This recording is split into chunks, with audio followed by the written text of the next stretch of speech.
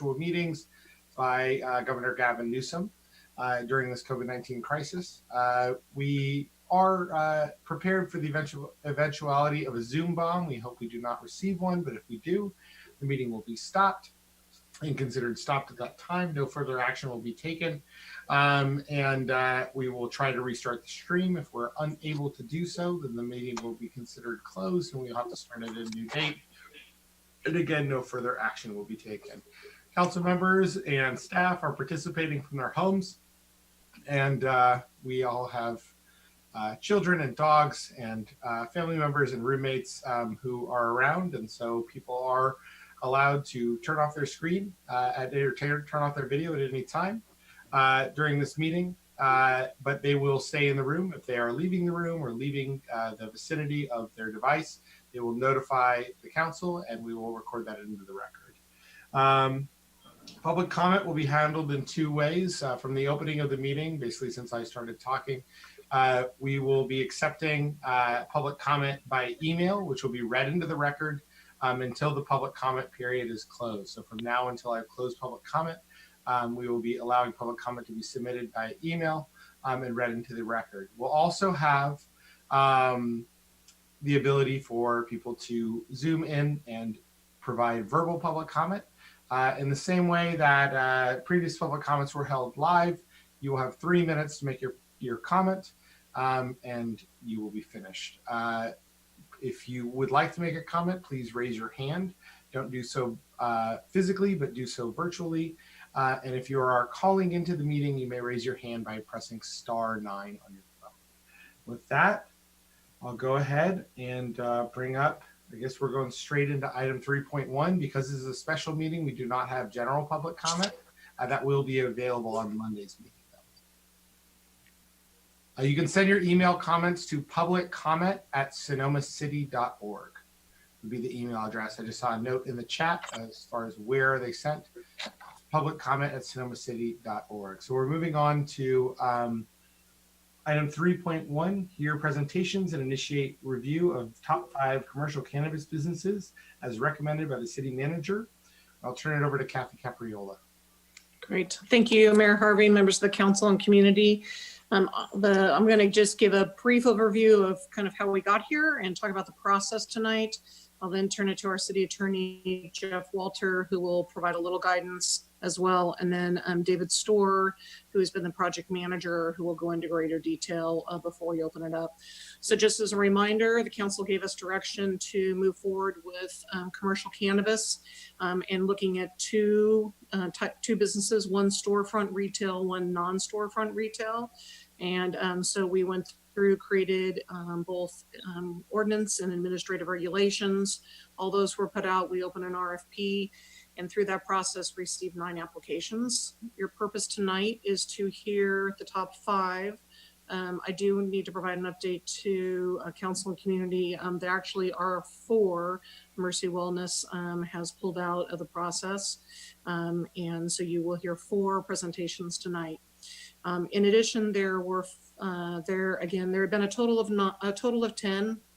5 were recommended. There was one that dropped out before this. And so there are 4 that were not recommended to come forward to a review for you tonight. They do have an ability to appeal. That appeal period closes tomorrow. And then we will be back on June 8th for you to hear any of the appeals and make a final decision of who you would like to move forward to for the land use decision. I'll let David Storr kind of go through the chart with you and overall process if there's any further questions. In terms of the kind of the process just for tonight, what we would recommend is after staff does a brief overview, then you're going to hear the applications, the 4 remaining applications alphabetically. So for example, Coastal Retail Sonoma will be first. They will give a 10-minute presentation. We'll then have council Q&A. And then we'll go to the second presentation, which will be Justice Grown. 10-minute presentation. I believe they all have PowerPoints. And then they will Q&A by council. We'll go to the third, which will be Lighthouse. 10 minutes Q&A by council. And the fourth will be Spark. 10-minute presentation, Q&A by council. Once Spark is done, you've done questions there, we'll then ask council if you have any general questions, maybe overall after hearing all 4 of the presentations. We'll then go to council public comment. We'll then go out to public comment, and then we'll come back to see if there's any additional information or anything that you want brought back for any further decision-making before your June 8th meeting. So, and with that, that's kind of the process for tonight.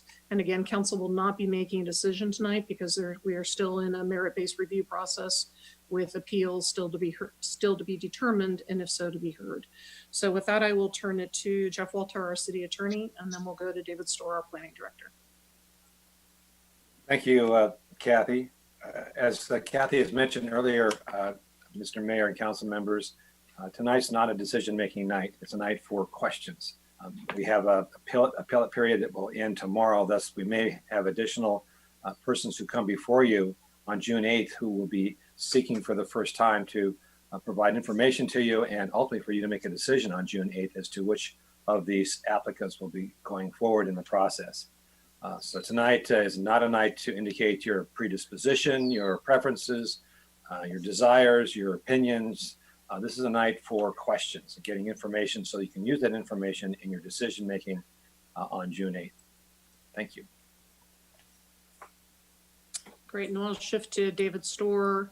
And also on the phone with us in case council has any question, Dave McPherson, who has been one of the lead consultants with HDL, is also with us tonight. So I'll turn it to David Storr, planning director. Kathy, Mayor and council members, members of the public. This is a process that's been evolving over the last year with about 4 documents that I want to point out. And we have one on the screen right now that kind of gives an overview at a large elevation here. The documents that we have at our disposal right now, the governing documents, relate to ordinances 03-2018 and 2019 and 04-2019, which are the basic code amendments that we made last year.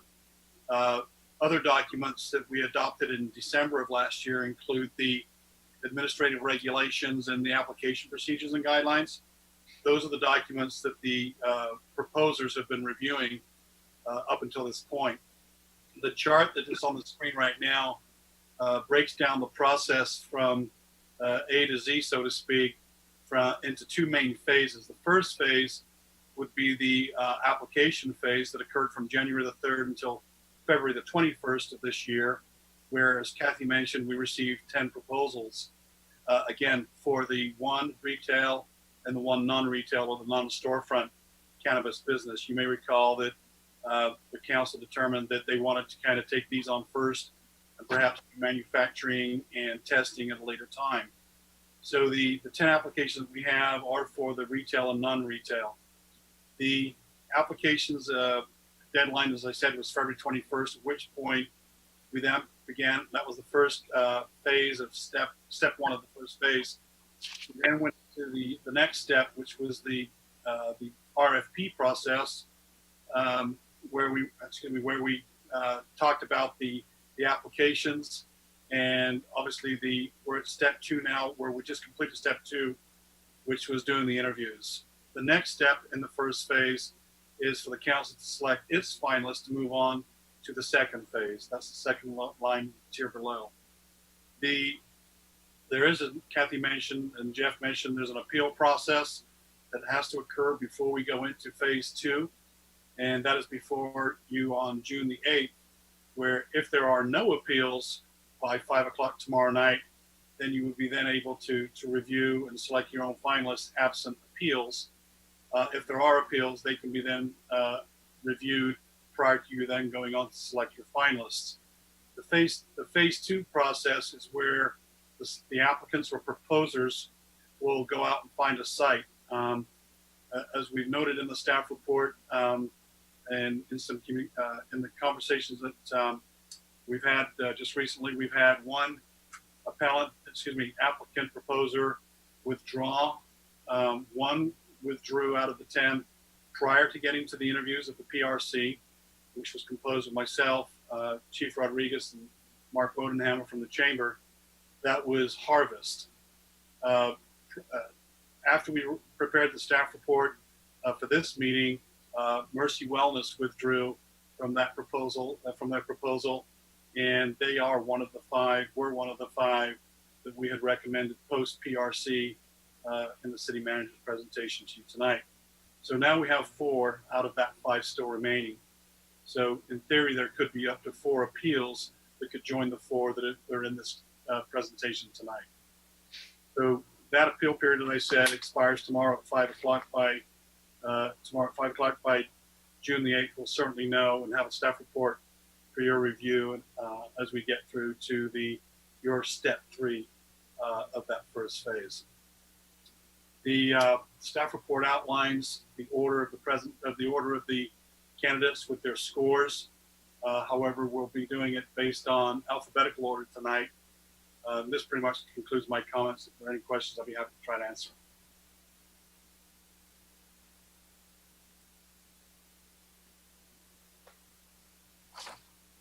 Do we have questions from council?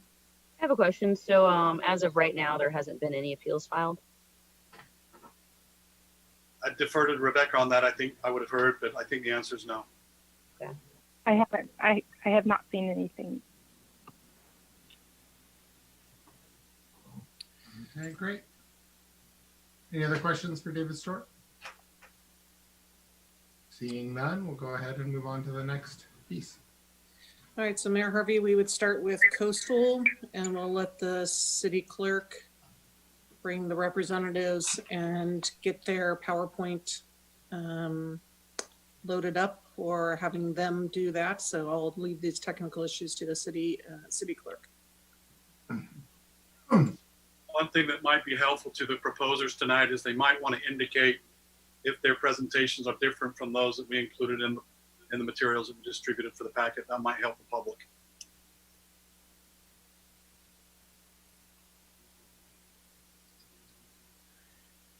And then city clerk, once you get them loaded, you will be keeping track of time as well.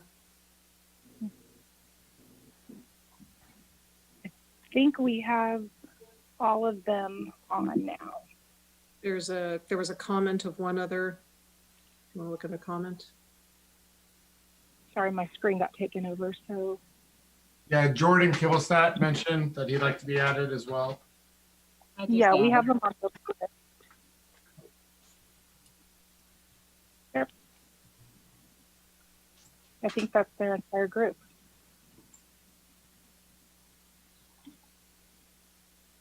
Wonderful. Would you like us to begin? Yes, and we'll keep track of the 10 minutes and welcome. Wonderful. Thank you. Thank you, Mayor Harvey, City Council, city staff, and to the broader community that's here. My name is Jordan Kibblestat. I'm the managing partner of Coastal Retail Sonoma. And I want to start by just saying we're honored to be a part of this process and looking forward to your questions today and to sharing more about our business and our ideas for the Sonoma community with all of you. As many of you know, I live in this community. My family's been here for 20 years, and I've started a number of businesses in Sonoma. I transitioned out of the one that was my primary business about 9 months ago and was looking for something new to get involved in. And I was very interested in the cannabis space. So I started looking at companies that I thought represented what was important to me: overall health, community involvement, professionalism, things that were going to demonstrate what I would want to see in a cannabis retailer here in Sonoma. I'd had the privilege of knowing Julian for about the last 4 years through Free Flow, and I got to know Coastal through that, and that's what brings us to where we are today. I think when I looked at Coastal, it was really important to me to understand what they stood for. They stand for a happy, healthy lifestyle. We're all about creating health and happiness, and Coastal had proven that they could integrate into small wine communities, which was really important to me because we are a tight-knit community here in Sonoma. When I looked at their history and their record, the number of transactions, their compliance record, their community engagement, everything aligned with what I would expect. So I was honored when they asked me as well to be a part of this process. And together, we are looking forward to telling you more about what we've done. So with that, I'm going to introduce Julian, the CEO of Coastal, and my partner and friend, to tell you more about the history of the company. Yes, thank you, everybody, for joining us tonight. We're really excited to be here and share a little bit more about us. My name is Julian Michalowski. I'm the CEO of Coastal Dispensary. I'm proud to have the opportunity to interview with all of you. I'm also proud to introduce our team. Tonight we have Devin, Ben, Jordan, Cameron, and myself to present to you. Coastal's focus as a company is community, education, security, and compliance. Those are the things that we really focus on most. When starting Coastal in 2018, my goal was to start a branded retail company with a community focus, knowing that we had to integrate ourselves into all sorts of different communities. We chose Sonoma because of the similarities to the Central Coast and Santa Barbara and San Luis Obispo and other areas in which we have licenses.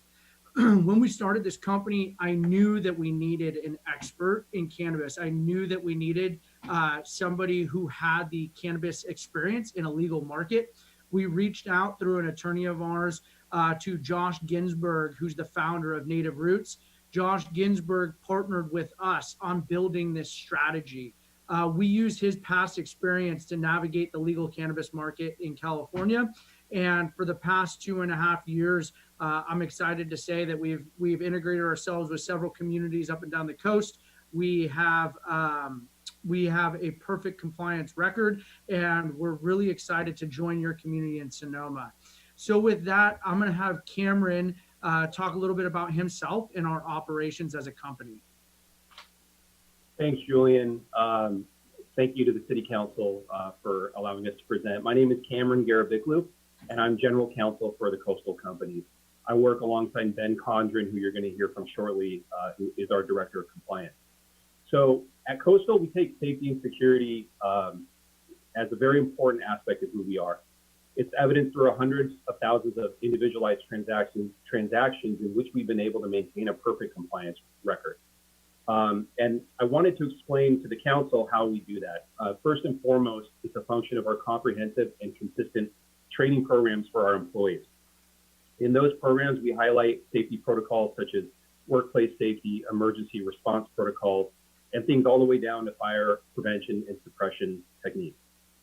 In our new world of COVID, as an essential business, we've really built a COVID compliance protocol from the ground up here at the company. It ensures that our staff have the appropriate personal protective equipment and that our stores are sanitized on the hour, every hour, such that our customers can be assured that they're having a safe shopping experience.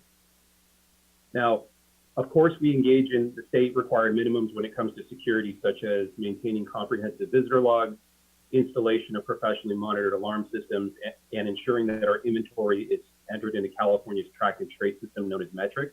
But we go beyond that, and we go the extra mile when it comes to security. It can be evidenced in a few ways. I wanted to highlight that we have RFID security access control throughout our facilities. And in addition to on-site physical security guards, we have a centrally located 24-hour monitored video surveillance center. Now that center has full access to all of our cameras at all of our facilities and serves as a direct line of communication with the local police department, something that we're very proud of, which allows the local police department to patch in, call us directly, and find out what's going on inside the store at any given time. So now I'm going to pass it off to Ben Condren, who will speak quickly about our air quality plan. Thank you, Cameron. As Cameron just said, my name is Ben Condren, and I'm Coastal's Director of Licensing and Compliance. In our experience, we understand that cannabis odors can be a concern for the community. So in order to effectively mitigate odors, we completely revamped the HVAC systems in place at our retail facilities by installing state-of-the-art air scrubbing mechanisms, including HEPA filters, as well as activated charcoal filters. As a result, we've had 0 complaints from any of our neighbors regarding our facilities. Our aim is always to have an approachable, safe, and inviting storefront that Sonoma and its residents can be proud of. And to speak more on Coastal's community engagement, I'd like to pass it back to Jordan. Thanks, Ben. Appreciate that. One of the things that got me really excited when I engaged with Coastal was that we could come together and do something truly impactful in the Sonoma community. I've served on a number of not-for-profit boards here in Sonoma, and there's a lot that we can do. So we made a pledge together to put $1 million back into the Sonoma community in the first 5 years in business. And what was great is the team said, Jordan, you live in that community. Can you help us create an advisory council and then dictate where those funds go? So we earmarked 4 priorities to invest those funds. That's early childhood education, food security, homelessness, and fire prevention. And we'll talk about our advisory council in a minute, but together with Coastal's commitment to team building, we are going to make a really big impact in the Sonoma community. And obviously, to do that, we need to have a great team. And to tell you more about our team, I'd like to hand it back to Devin. Great. Thank you, Jordan. My name is Devin Wardlow, and I am the Director of Public Affairs at Coastal. It's great to see you all again today. Community engagement is core to our values and our success. We have created Coastal Cares, our employee community service program, to ensure that we are giving back to our community in a reliable and meaningful way. At Coastal, each team member participates in Coastal Cares, averaging to over 50 hours of community service per month. Coastal Cares is really our way of keeping a pulse on the community and ensuring that our efforts are reflective of the community's needs. Amid COVID-19, our Coastal Cares program has already jumped into action. Coastal has proactively partnered with Sonoma Overnight Support to provide 750 free meals to Sonoma's homeless population. Additionally, we are very excited to announce that Coastal Cares is working with the Sonoma Business Reopening Committee to provide over 500 free hand sanitizing stations to local businesses. All of Coastal's community engagement efforts are overseen and created with the guidance from our local advisory council, as Jordan mentioned. We are thrilled to work with such prominent leaders of the Sonoma community to ensure that our community benefits plan is successfully implemented. I'll turn it back over to Jordan for some more details on our fabulous advisory council. Thank you, Devin.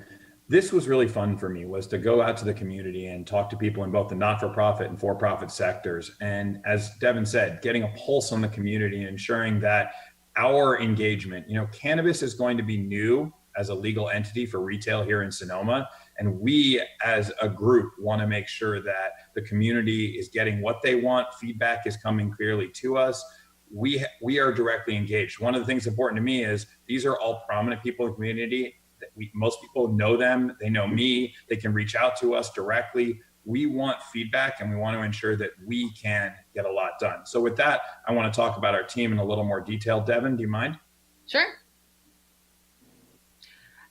So at Coastal, our team is what makes us successful. Coastal is committed to providing high-paying jobs with opportunities for professional development and mentorship. Coastal believes that workers deserve more, and as such, we are committed to paying at least $3 above the City of Sonoma minimum wage and 20% higher for all salaried positions throughout our company. Hiring locally is something we believe in and are very proud of. At all of our Coastal facilities, we have successfully recruited 90% of our employees from the local workforce. Through proactive community engagement, we are confident that Coastal Sonoma will exceed our 90% local hiring threshold. Each team member is knowledgeable and well-trained, as all employees participate in our comprehensive 3-day in-person training program. Coastal is proud to offer opportunities for professional and personal growth through our Coastal Growth Mentorship Program. And one thing I really want to highlight is Coastal has had a long-standing relationship with UFCW across California. We have signed multiple LPAs and have received numerous letters of support. We are proud of our relationship with UFCW and look forward to working with Chapter 5 in Sonoma. We're thrilled to offer Coastal employment to the Sonoma community and look forward to working with the city and local partners to ensure our efforts are a success. I'll turn it over to Julian for an overview of press. Yep, I saw that we're coming up on our time here. I just wanted to thank you, Mayor Harvey, the council members, and the community for your time today. We're so excited to be a part of your community. If there's anything that we did not cover in this, we had a very short period of time. Anything at all, we're happy to dive into more detail through the Q&A process. And again, thank you so much for allowing us this 10 minutes of your time to go through our team and our efforts and our future relationship with Sonoma. Thank you.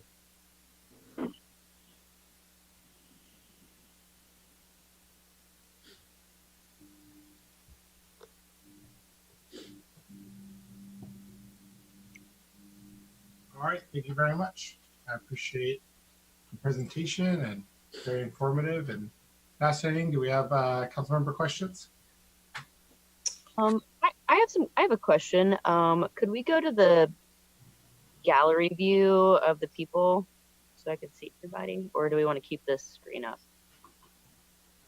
They have to stop.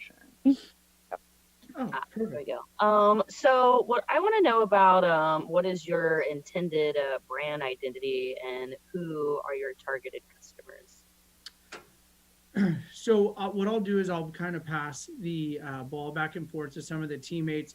Our brand identity is happy, healthy lifestyle. We really focus on community and the employees at our shops, and our demographic that comes to the stores would actually be shocking to most. We see people all the way from 18-year-old medical patients to 21 rec patients, all the way to people in their 80s and 90s. I mean, we really see a huge variety of people come through our store. So when you come through our store, you're going to see a number of ways to be able to shop. One of the ways to be able to shop is we have self-education iPads, 2 of them in each store, which really allows you to self-educate. We have a concierge service. So as soon as you come in, you will be greeted by a sales associate, or some might say bud tender, and that person's going to ask you how you'd like to shop. And based on your response is how we will then cater to your needs. So either we will walk you through the store one-on-one, explain to you the different cannabinoids, the terpene levels. Our staff is very, very educated on all of those items that they need to be able to relay the information. Or you can self-educate with our iPads. Or you can just kind of browse around the store and come to the desk with questions. Did that answer your question? And maybe it's something that doesn't want to be revealed in here, but every business has like a target market that it's going after, and so is comparing like, you know, the growing sea of different cannabis businesses. You know, everybody's trying to get in at a different angle. So I'm just trying to see like sort of what the like more unique identity is of like this business from the like cannabis sales perspective. Yeah, I'd love to just jump in a little bit. So one of the things that we've been really proud of at Coastal is that we've moved away from the traditional associations of cannabis. We really want to focus on an active, happy, healthy lifestyle, really highlighting the best attributes of California's lifestyle. So when you talk about a market and who we're targeting, we're really looking at expanding the market. So instead of this being something that, you know, you think of typically as, you know, only 22-year-olds, you know, off partying, we really want to expand the health benefits and educate the community that this is something that can be used responsibly for a number of different ailments for people throughout the community. So I would say that our target audience is really to expand this and educate the community on the benefits of cannabis, as well as keep them educated to ensure that they're using it in an appropriate manner. But really, yeah, moving away from that stereotype to a more inclusive company outreach. And my last question for now is, so it seems like you've been in operation in places that have tourists. If you could tell about what your experience has been, and if there were initial issues, and how you've, you know, if there's people traveling that have not been around this product before, and how you try to not create an impact on a community that is used to it with people who find something for the first time. That's a great question. So what we did, so we also had those same thoughts when we opened up. Santa Barbara was one of the very first legally compliant market to come out with the merit-based application. We leveraged Colorado's experience. So we really leveraged that to figure out what the reaction was going to be with the customers, like making sure that people are not consuming too much cannabis, making sure they understand the milligrams, making sure that we educate. So so that's really one of the main points. Cameron, did you want to touch on that a little bit? Sure. So, you know, as you rightly mentioned, Santa Barbara is a heavy tourist community such as your own, and we find that our customer base is a result of both residents and tourists, right? Up until recently, until COVID hit, we would have cruise ships come into our ports, and we would have thousands of people empty onto our streets. So tacking on to what Julian just said, we found that education in the in-store experience is really one of the most important things. We do have tourists come to our store. They're a significant part of our shopping base. Number one, we maintain compliance by ensuring that if they're American-based tourists or they're foreign-based tourists, that we make sure they have the proper documentation to even enter our store. You can't make a purchase in our store unless you've gone through the compliance check on the front end. You're not even entered into the queue in the point of sale system unless you pass that initial compliance check. And then we do educate in store. So yes, there are people that are very comfortable with cannabis. There are people that have a history of cannabis consumption and they're familiar with it. but the majority of people in our community do not. You know that as well as we do. So our stores are meant to be attractive, approachable, and safe. Fundamentally, people are concerned about cannabis because they don't know what it is and it feels unsafe. We have a very safe, approachable store. We have a safe, approachable in-store experience, and we're there from a supportive education approach for the customer, whether they be a local resident or a tourist. Thank you.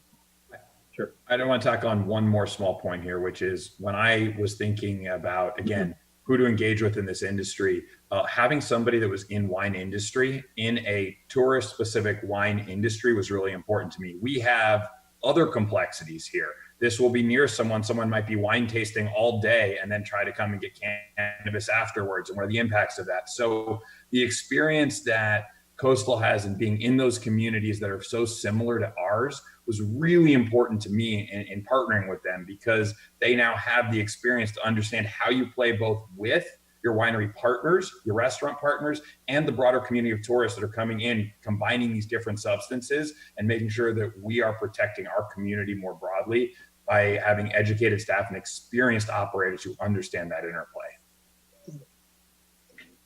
Thank you. Other questions from council? I guess maybe I have a question this is Amy. I have a question for Jeff Walter first. In terms of the types of questions, I know we're really limited tonight, Jeff. If we have specific questions about the operator, should we wait until after this meeting? I don't think so. If you have a question that I'm not sure what you mean, the operator, specific question about the operator. This is the operator. If you have a question about the operator, I think that's fine. I guess my question is to Jordan Kibblestat.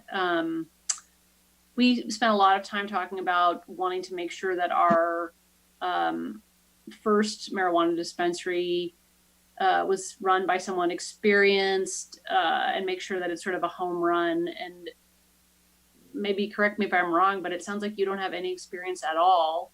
And although you've partnered with somebody, I think you put down your role in this venture as managing partner. And so I guess what would you say on the issue of being a complete novice in this industry that would be helpful for us to understand why your experience would be appropriate here? I don't know how better to put that question, but. Absolutely, and I'm happy to answer that question.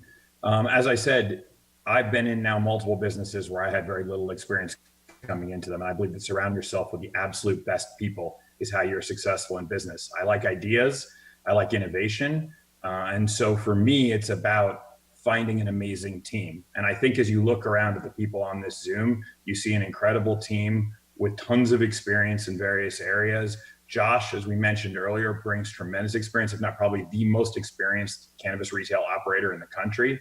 So yes, you're correct that I personally don't, but I've built 3 businesses here in Sonoma. I've employed over 120 people. I understand how to build a business, employ people, and be an active community member. What I don't know and didn't know was how to be in the cannabis business successfully. So I'm surrounding myself with the best and the brightest, and together I think we will do an exceptional job. Does that answer your question? Sure, I will accept that answer. Would you like me to add to that, since we've done this with other local partners? So how it works is, we really spent a lot of time and efforts building human capital and making sure that we have the ability to manage multiple dispensaries, do it compliantly, safely. We have in-house legal. We have, full-time licensing and compliance. We have Devin, the community partner. And so what we do when we partner in new communities, we always have found it that we are we have the infrastructure to be able to execute, and we find a local partner to make sure that we integrate really well together. Jordan, I invested in Jordan's company 4 years ago, Free Flow Wines, and that's how Jordan and I got to know each other. So we've had a good working relationship for the past 4 years. So we've done this. We did this in Pasadena. We've done this in all different sorts of communities, and to where we work with a local person to make sure that we're hitting all of those local components. But you have a big company background. We've allocated over $20 million into the cannabis industry in the past 2 years. We have the infrastructure to be able to execute. We have all of our standard operating procedures. We have all of those things that sometimes the local partner is unable to afford. They don't have the infrastructure to be able to do it. So we always find it best that we find a local partner to partner with. And we're so lucky to have Jordan here, and the fact that I had invested with him. I watched him execute on Free Flow Wines, that we were able to that we did find what I feel the best local partner we could have found. But this is a very, very common structure in cannabis because it is new and because communities want to make sure that we do engage with them, that we are really hyper local. In Santa Barbara, we have Kenny Loggins on our team as our local partner. So we always do that as our local community charity ambassador. And so what we always do is we bring the infrastructure and the company, the funding and all of those sorts of things, partner with a local person, and together it's a marriage made in heaven. And it really allows us to be able to hit all attributes. So Amy, maybe that helped a little bit there with further clarifying.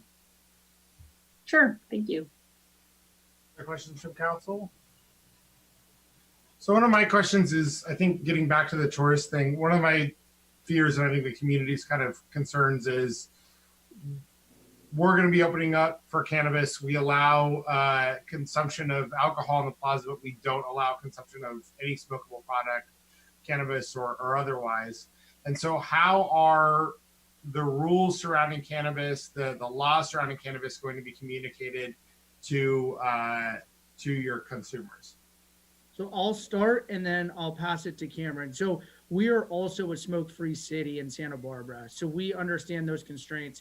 We have full-time on-site security that when they check people out, the products are all in child-proof containers. And we always remind people on the way out, please use that at home. Don't open it in the parking lot. Don't open it in your car. So it's about reminding them. Our sales staff is also trained in that 3-day of training before they even hit the floor. We make sure that we spend significant resources making sure they understand how to communicate to the consumer, that they're selling to. Cameron, did you want to go into some of our further SOWs on that, or SOPs, sorry? Sure. So very quickly, Julian hit the high-level points, I think, in addressing that matter. We do have SOP, standard operating procedures, that we have in place to ensure that our sales associates on the floor are, again, education, right? This is the theme of Coastal. Education is occurring about where is the proper location for cannabis consumption, which is not in the store, absolutely. It is not outside of the store, and our security guards are trained in that, in the event that anybody attempts to consume near our location, they're trained to approach that. More importantly, and something that we're very proud of, is that we literally, quite literally, this is not hyperbole, the chief of police here has us on speed dial and vice versa. So we have an open line of communication with our local PD to make sure that if they are seeing anything occurring that is a result of our operations, that we know right away and we can fix it. To date, we have not had that issue. In fact, to the contrary, we've been able to work with our local PD. In one instance here in Santa Barbara, there was an unfortunate Metropolitan bus that had an accident kind of half a block down from our store. And we were able to volunteer our own camera footage and provide it to the police department as part of their investigation.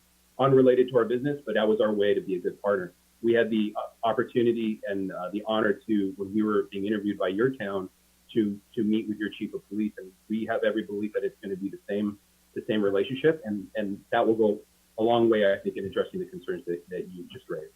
Yeah, I understand the concerns and the education about not smoking at the site or in the store. I just think Sonoma is a little unique in that we have this large square that people like to congregate at, and we don't really have the enforcement capability to stop people from consuming cannabis products in that park. And so I think that specific piece of education is really important here to prevent from that, especially since you are allowed to consume other intoxicants in the plaza. And so, that's an additional level. And so fitting that into your education plan is something that's really important to me. And then the second question that I would have is, have you identified location sites within the city of Sonoma? Where's the consideration there? Yes. So That's really, could we stop here? That's Okay. really not on the agenda for tonight. That's the next step. And in fact, there is one proposer tonight that has identified a location, and I would request that you not talk about that or ask questions about that. Well, I can't ask you that then. Thank you. One more question, unless David, you got anything? This is Madeline. I'm not asking any questions. I took instruction from Jeff. My last question is, you mentioned that you have in-house legal counsel, and so I wanted to know your regulatory compliance infrastructure. Like, what and who does that involve? Like, what kind of people, what kind of? So how do you stay up to date with all of that? So Cameron is our in-house legal, so he's our attorney. So I'll let him talk, and then Ben is our in-house full-time licensing and compliance. So why don't you guys give that a stab? Sure. So I'd be happy to address that. So I come from over a decade of experience in private practice, both in business compliance matters as well as employee representation in the workplace. So taking care of our employees from an employment perspective is a matter that's near and dear to my heart. And then business compliance, obviously in this heavily regulated industry, is very important. So Ben Condren, who's also on here, and I work intimately together every day in reviewing the compliance procedures and staying up to date on what is really an ever-changing regulatory framework that the state of California and local municipalities are working through. So that includes memberships in various organizations in which we can be sure that we understand where the laws are headed, where the regulatory scheme is going. We also put our own input into that to make sure that you get the very best A+ operators in the market, because what we know, and what I'm sure you know, is that if we allow C-level, D-level, F-level operators in the market, it taints the entire industry. So we try to do the best we can in raising that bar by staying compliant and staying on top of those regulatory schemes. Ben runs our compliance department, which includes weekly checks at all of our facilities. We, of course, are under the scheme of third-party HDL and or state of California inspections. We have, to date, we're perfectly in compliance and not had any issues, and we continue to be active in those roles. And just to add on to that, if you don't mind, as Cameron mentioned and as Julian mentioned, I'm the Director of Licensing and Compliance for Coastal. Cameron mentioned I conduct weekly inspections at all of our facilities. Of course, in Sonoma, that will be no different. We really go above and beyond to ensure that we empower our general managers, our assistant managers, all the way down to our sales associates to cultivate a atmosphere of compliance throughout our business. You know, I'm in daily communication with the Bureau of Cannabis Control, whether it be renewing licenses or questions for clarification. They're generally quite responsive. Likewise, same on the city level, constantly in communication with our local representatives and police department. And it makes for a efficient, seamless business. I'd like to add one more element that we touched on briefly in the presentation, which is the compliant banking. One of the things that really attracted me in this partnership was compliant banking. So as you may know, or many of you are aware, this has traditionally been a cash-heavy business. And tracking that cash is a challenge, and ensuring compliance is a challenge. Coastal works with one of the only compliant banks. So we have money picked up twice a week from the stores. It is taken to the Federal Reserve. It's deposited. We pay all of our vendors with checks. There's no cash transactions. And those audit requirements by the lender or by our bank are more stringent than any of the other regulations. So it just provides another level of audit to ensure that we're compliant, both from the regulatory and licensing perspective, but also from the cash handling perspective. Because at the end of the day, we want to be as transparent as we can be with the way we operate our business.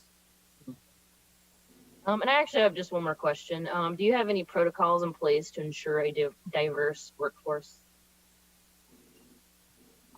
Cameron. Yeah, sure. Absolutely. Yeah. So we do a couple things. Number one is we strive to obviously hire as locally as possible, as much as we can. But that process is pretty formalized. So we have in-house human resources who will do hiring, affairs in and around the local community to allow local residents to be part of the process and to be engaged in the hiring review. As I said, I come from one of the areas that I come from is employment protection from a legal perspective, and so I understand the dynamics of gender inequality, race inequality that occur throughout all of our communities. And so Coastal takes a very proactive approach in ensuring that we can try to alleviate those issues across the board. So yes, we are very aware of it, and it's front of mind for us. And one thing to note on that topic is that we do in every community that we work in, we really rely on local partners to ensure that we're doing what's best for the community. So in terms of hiring and our plans for how we're going to engage the workforce, we will host a number of Coastal meetings where we'll do an overview of what employment looks like and how to be qualified to work with us. And one aspect of that is really working with local partners throughout the community. So we definitely will work with our advisory council, like Herman Hernandez, who runs Los Cien, who has a long-standing relationship in the Sonoma Valley and has provided me a lot of insights of how we would go about specifically doing our recruitment and to ensure that we're really working with all aspects of the Sonoma Valley and making sure that we're hiring diversely as well. So that's something that we have talked about and that we definitely will take note of while we go through this process. It is outlined in our application, and I appreciate that question. Yeah. I have another question on labor and employment. So I'm seeing $3 extra over the city's minimum wage. Are there additional benefits as far as sick days or vacation days that are provided for employees? Absolutely, I'd be happy to take that. We have a full benefits package at Coastal. We have paid time off. We have sick days. We allow our employees to enter educational opportunities in which Coastal will pay for those opportunities to allow our employees to continue to gain education. In the process, we have healthcare for our employees. We have accident insurance coverage. Yes, we offer a wide array of benefits plans, and all of our employees fall into those pools. It's something that's, again, near and dear to my heart. And in addition to that, we have a number of benefits that are outside of the traditional benefits, such as GED reimbursement. If an employee has not received their GED and they're really passionate about doing that, we are happy to reimburse them for that. Another piece is if an employee is interested in pursuing community college, we will reimburse up to 12 credits of scholastic endeavors. Another benefit that we offer is our Coastal Growth Program. So I mentioned that briefly, is our mentorship program where folks that are working in the store, maybe as a bud tender or something, but may be interested in a different aspect of the company, say accounting or or public affairs or just any other type of interest of theirs, they're allowed to propose their ideas to their manager and then work with the corporate team to take on additional responsibilities with additional pay to expand their horizons and kind of understanding of where they may want to grow within the cannabis industry or within Coastal. And I think that's something that's really important because, with cannabis being legal, I think a lot of young people are like, oh, wow, cannabis. But what does that really mean? And I think working in a corporate structure like what we have here at Coastal is a great exposure, especially for, bud tenders 21, 22 right out of college, to really see that this is a legitimate business that requires legal, compliance, public affairs. And so that's something that we've been really proud of and are excited to continue on in Sonoma. And not to put it too fine of a point, but I'm very proud of this. I want to say we offer disability, life insurance, and EAP, employee assistance programs for counseling or other personal needs that those employees may need. Great. All right, if there's no other questions from council, I appreciate your time. Thank you very much for joining us, Coastal. And thank you. A number of other presentations to go Thank to. you. Thank you, everyone. Thank you Thank so you all. much. Thank you very much. Thank you very much. I guess I'll turn it back over to Kathy. Great, thank you, Mayor Harvey. So our next applicant proposer, so let me look back my pages, will be Justice Grown. And so I should if probably be removing the folks from Coastal from the chat, from this side of it. I think Rebecca. Yeah, so Rebecca will be. I'm working on it now. It's saying that it may actually remove them completely. So that's what I'm doing that now. So.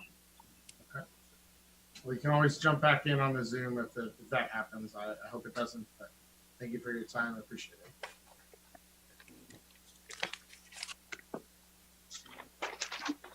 it.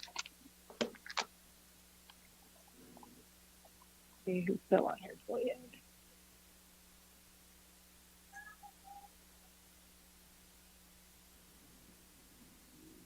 All of them? I think that's it.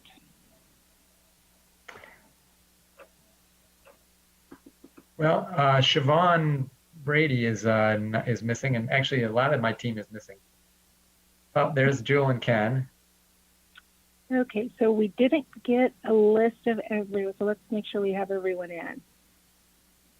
We have Barry Wood and Siobhan as well.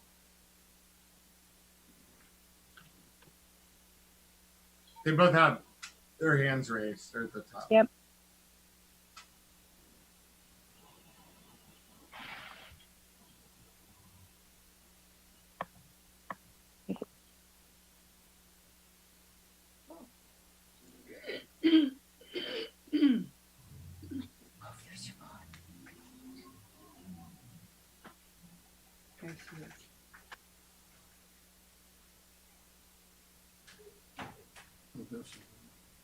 Well, hello, everybody. It looks like we have our whole team here.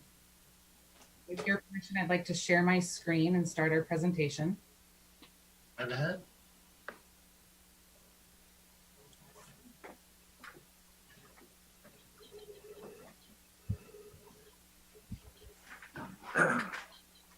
Okay, can you folks all see my screen? Nope. How about now? Yes. Yeah.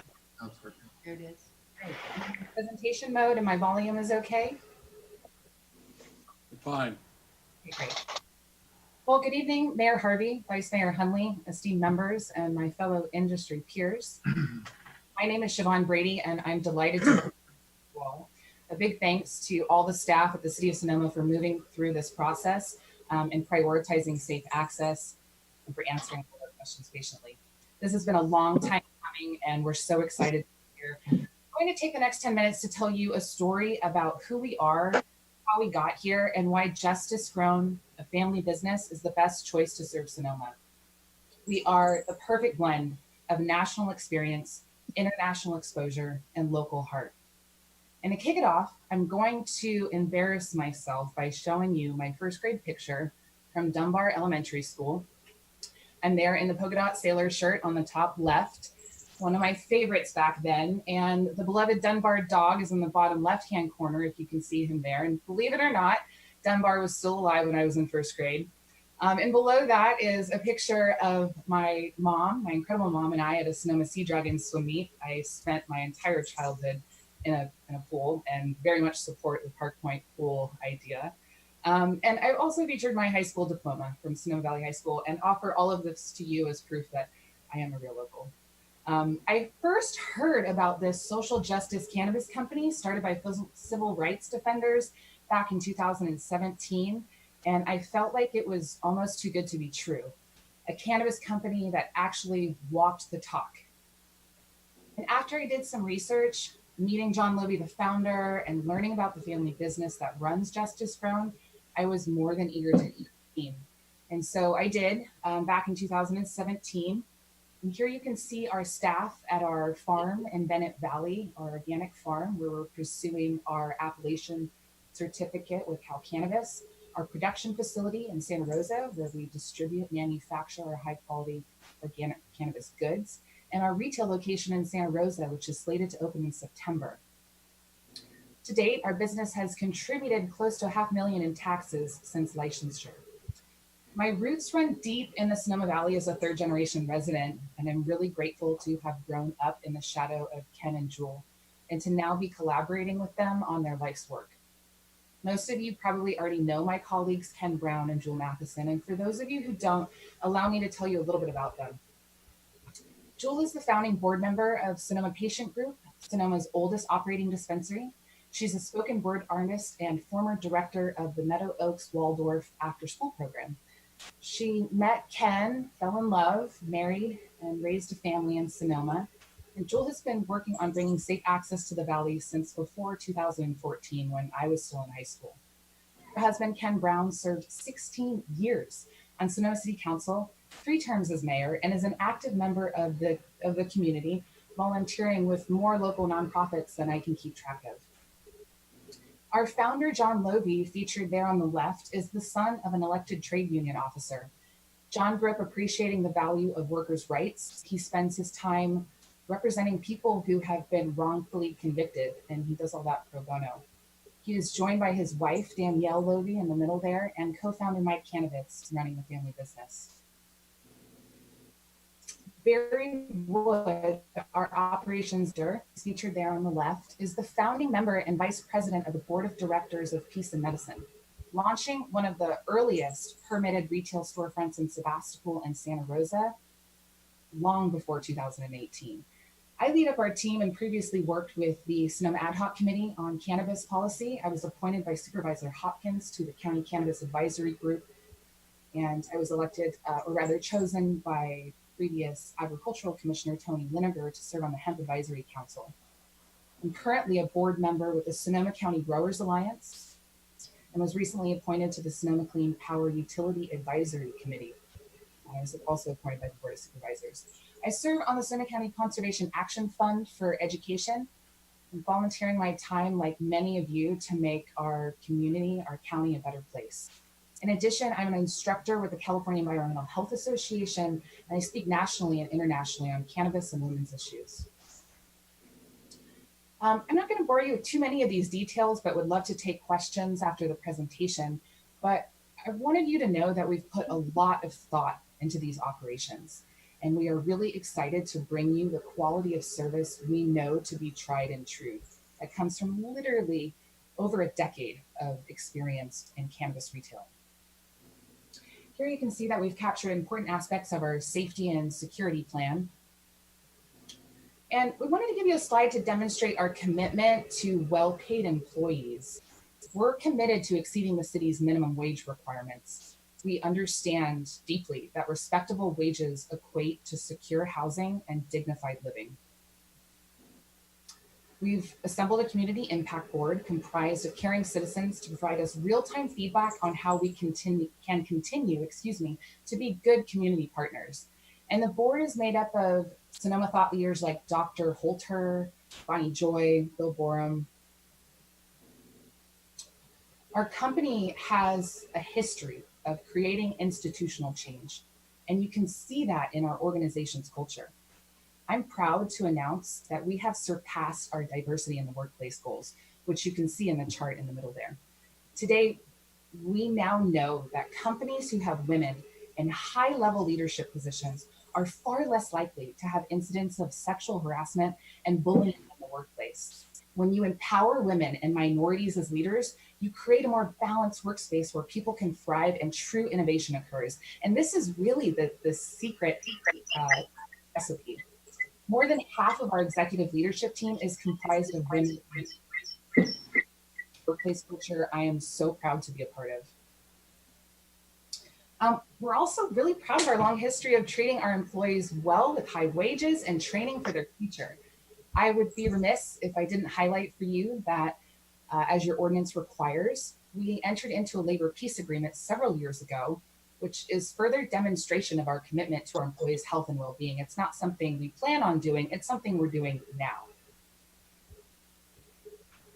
Our national experience operating in highly regulated markets, matched with our team's industry-leading experts, garnering international recognition, and local heart that is our core team, is why we are the best choice. We are not only committed to being good community partners, we have a lengthy track record of doing just that. So here we are. Sorry, just want to let you know, 3-minute warning on the time. You continue. So much. Thank you. Here we are putting our values into effect in support of fire relief, flood relief, exoneration events, regional park funding, civil rights, a sensible ordinance, and industry-leading standards.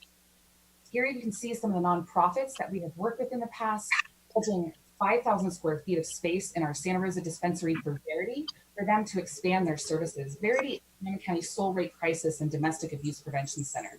And at the bottom of the slide, you can see the nonprofits that we are pledging to work with in Sonoma. Why Justice Grown?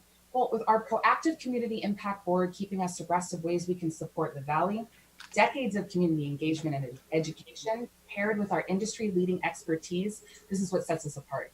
Ken and Jewel have worked tirelessly over the last 2 decades, bringing safe access to the Valley. And on behalf of all of us here presenting tonight, I wanted to take a moment to thank them.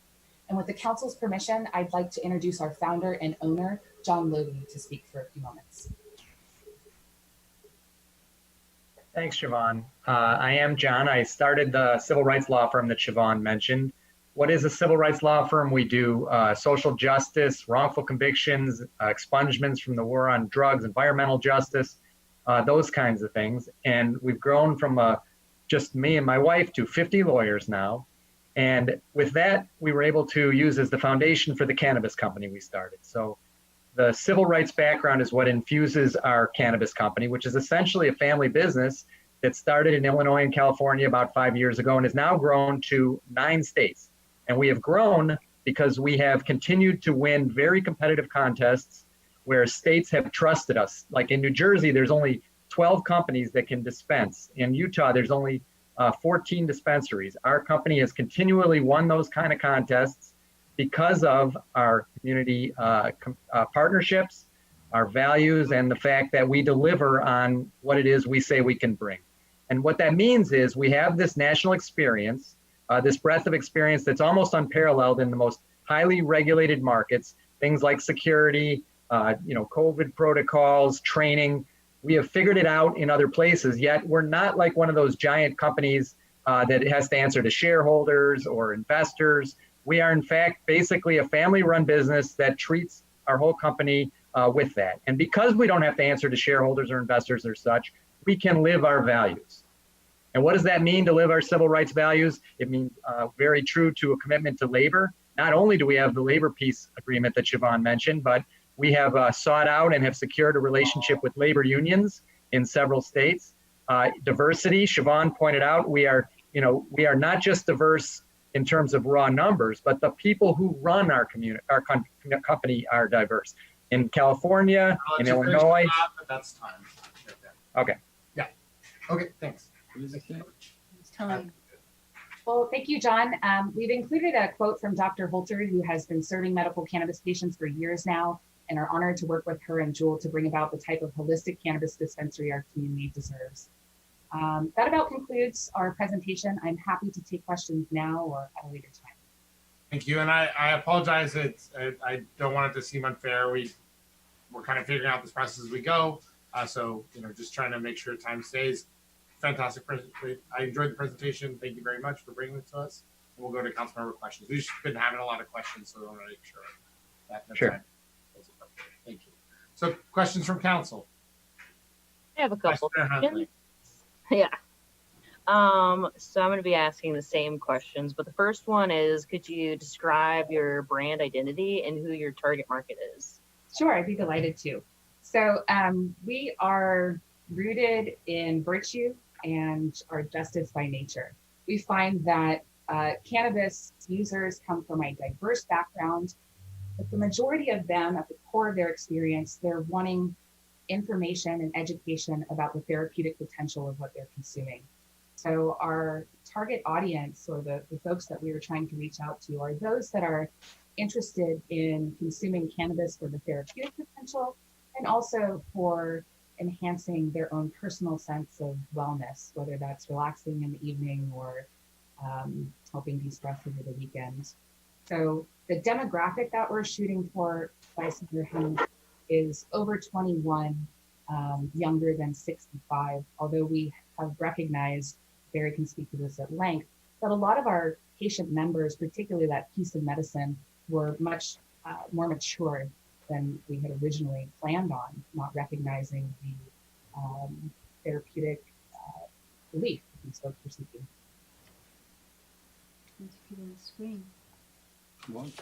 And my next question is whether any of those that have operated businesses thus far, your experienced tourists, and what you've noticed and what you've done specifically to handle a customer that might not used to a product.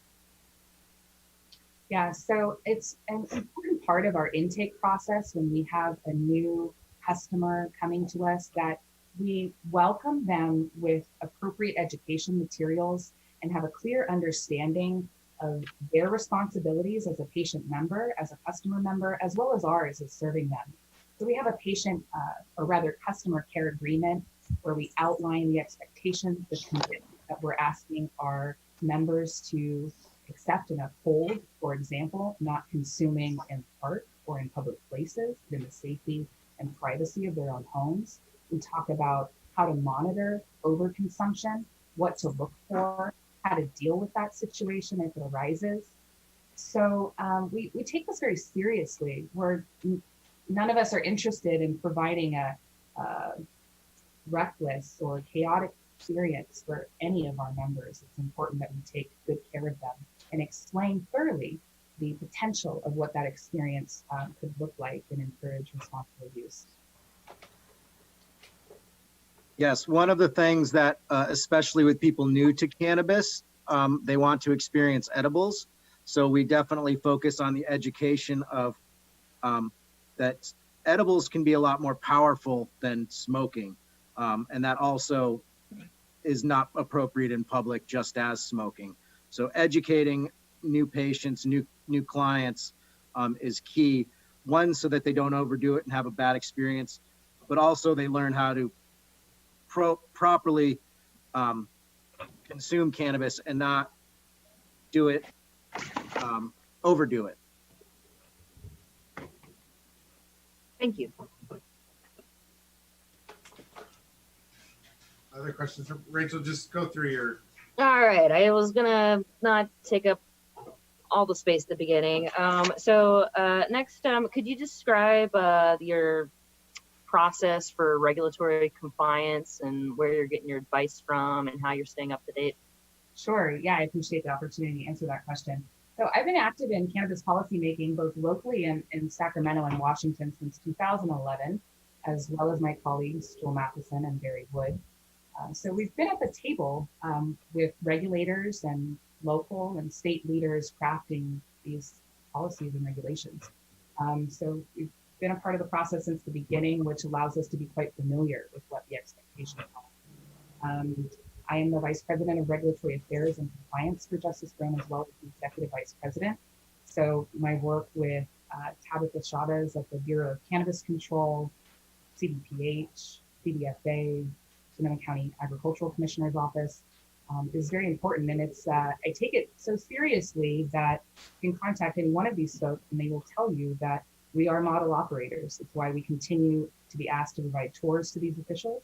And it's why we continue to be invited to speak at regulatory conferences, educational events, and industry events. So we pride ourselves on being at the front of cannabis policymaking and responsible advocates for communicating when the policies are when the regulations could be more sensible or effective. Barry Wood has an incredible reputation in the industry for creating a dispensary model that was transparent before that was a requirement. Same with Joel Matheson. These are leaders that have proven themselves to be responsible within the industry and within the community because they've consistently done the right thing, not because they legally have to, because it's been their nature. Yeah, Siobhan, I definitely want to add that we're both Jewel and myself are very proud of the model that we worked on and developed over a decade ago at our previous dispensary projects.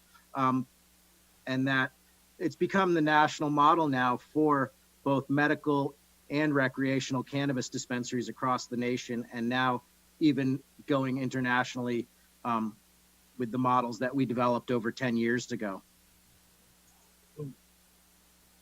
And my last question, so your slides show that you have a very diverse workforce, but how do you achieve that? Siobhan, can I start with that one? Sure. You know, that is an important value of our company, as I mentioned. In cannabis, it tends to be that women and some minorities tend to get sort of pigeonholed for roles in cannabis companies, whether it's communications or such. At our company, not really intentionally trying, just by hiring the best person and the right person for the job. As it turned out, we are run, and not just employed, but run by a lot of women and minorities. In California, obviously Siobhan's in charge. In Illinois, our head operator is a female. In Pennsylvania, also a woman. New Jersey, it's an African-American man. And in Michigan now, it's an African-American woman. And when you have diversity at the top, as our experience has shown, then they intuitively and naturally make sure the workforce is diverse because they're looking for the best people and they're not, just pigeonholed to what they know and the people they know. So when you start with diversity at the top, you end up with a thoroughly diverse company. And that's in fact, as Siobhan's slide showed, what we have. And if I may echo you, John, I think one of the ways that we've been able to retain that talent and that diversity is our company culture. We're able to find incredible people that want to work with us and they come to love working in our company and they stay with us.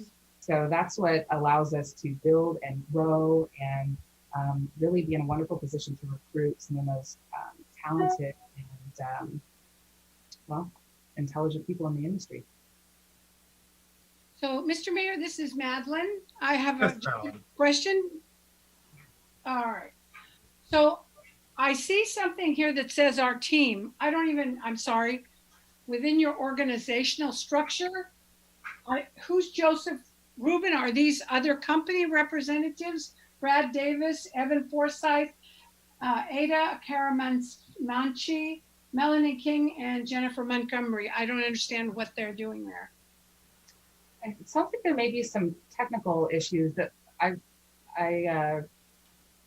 those names sound like they're associated with another application. Yeah, I think that's another application. Well, it starts before the next application, so something happened. Well, thank you for explaining. I thought, what's going on? Thank you. Thanks, Siobhan. No problem. I have a quick question. Good, Amy. Excuse me.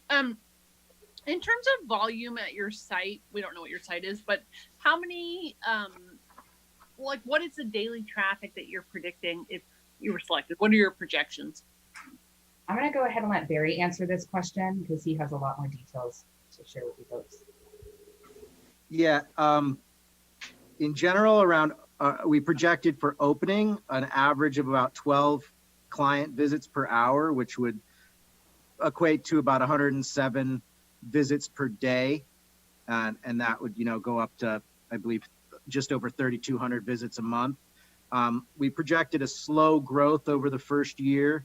By the end of the first year, we look at having approximately 22 client visits per hour. Our first year, we project 55,848 visits. And then we slowly project a growth through the second year. And then in the third year, we hope to grow, but we projected a leveling at peaking out at about 40 patient visits per hour. And that's still going to fluctuate throughout the year, depending on the time of year, because through our history in dispensaries, we found that there is a seasonal fluctuation. We definitely find higher visits in the last few months of the year, and it tapers off in the beginning of the year, and in the spring, it's kind of hits a low and then ramps up through the summer, through the fall months again. Thank you. Got a question. So I saw during your presentation there was a pledge to work with a number of nonprofits. Can you talk about those relationships? How have you developed them? Have you developed them already, or is it a future promise? And what sort of benefits do you see yourself providing for the community in the future? Yeah, so I want to talk about first the nonprofits that we are working with and helping right now. And the first nonprofit of our choice that we've focused on is Verity, the Sonoma County Soul Rape Crisis and Domestic Abuse Prevention Center. So we've carved out 5,000 square feet within our dispensary in Santa Rosa for Verity to expand their services. So that's really our biggest pledge to a local nonprofit. In addition, after the Nuns fires, during the fires, we worked with the Bennett Valley Fire Department, helping them put out fires on the road that our farm is on. We had access to generators and a well, and were able to keep those trucks full of water so they didn't have to go down to the fire station during the fires, and provide more rapid response to the higher mountaintop homes. So we've done that. In addition, we sponsored a flood relief fundraiser. We sponsored the silent auction table. Locally, part of the community impacts board, part of that role, or rather that function, is to help us understand the biggest needs in the community. So some of those folks on the community impact board, like Mario Castillo, are representing nonprofits that we've targeted, that we want to work with. So for example, we're looking to their leadership as to guide us as to how we adapt. But with Mario, we're wanting to work with him to recruit within the Latino communities, and create, again, that diversity that we're going for within Sonoma. We've also, John and his attorneys have exonerated over 60 people to date. And when I say exonerated, I say handling all of the filing fees and the applications for these individuals. We had a picture there of one of the exoneration events. So these are some of the things that we've done historically. Yeah, I guess my question is, I saw Fish, La Luz, and a couple other organizations, and I was wondering what the Connecticut said. We pledged to work with these community partners. So I'm just kind of trying to understand what that means. Yeah. So with Fish, working with Jewel is our community outreach coordinator. We understand that they have a couple of asks that they would like our help with. And so we've decided that we're not committing a specific, a finite pledge, but rather ongoing work with these groups to adapt to real-time needs, whether that's a COVID support or fire relief support, or helping with distribution of meals. We've discussed all of these things at night. And in addition, I think John has some ideas that we had discussed that we'd like to share with you about our community impact. Yes. Thanks, Ron.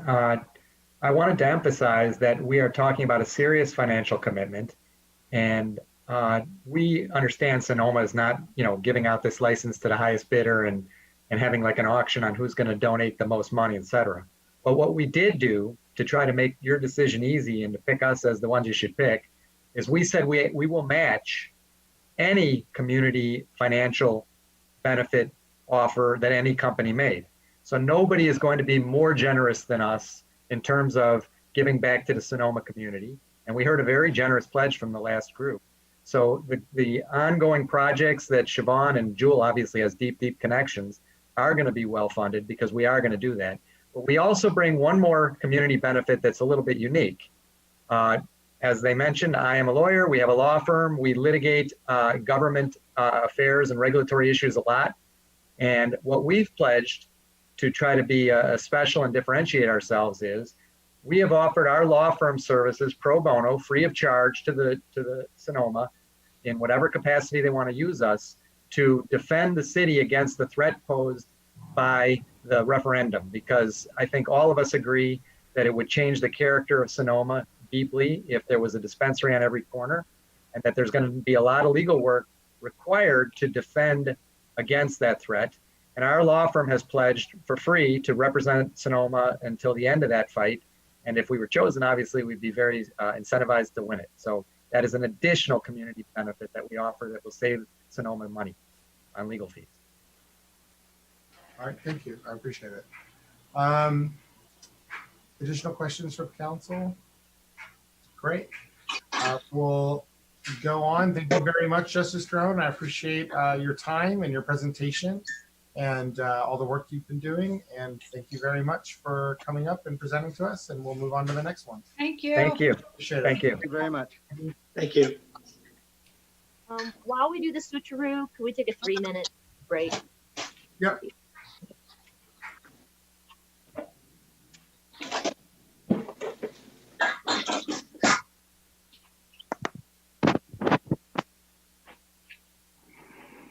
My iPad's on like 4%. That's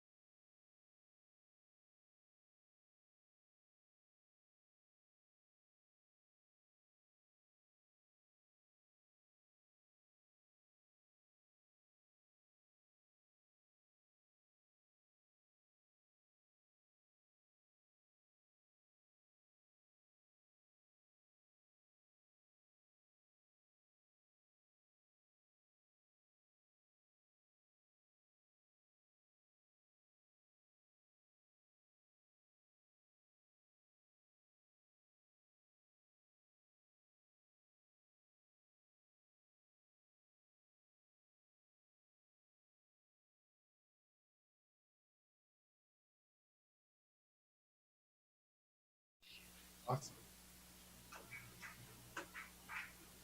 Oh, what happened here?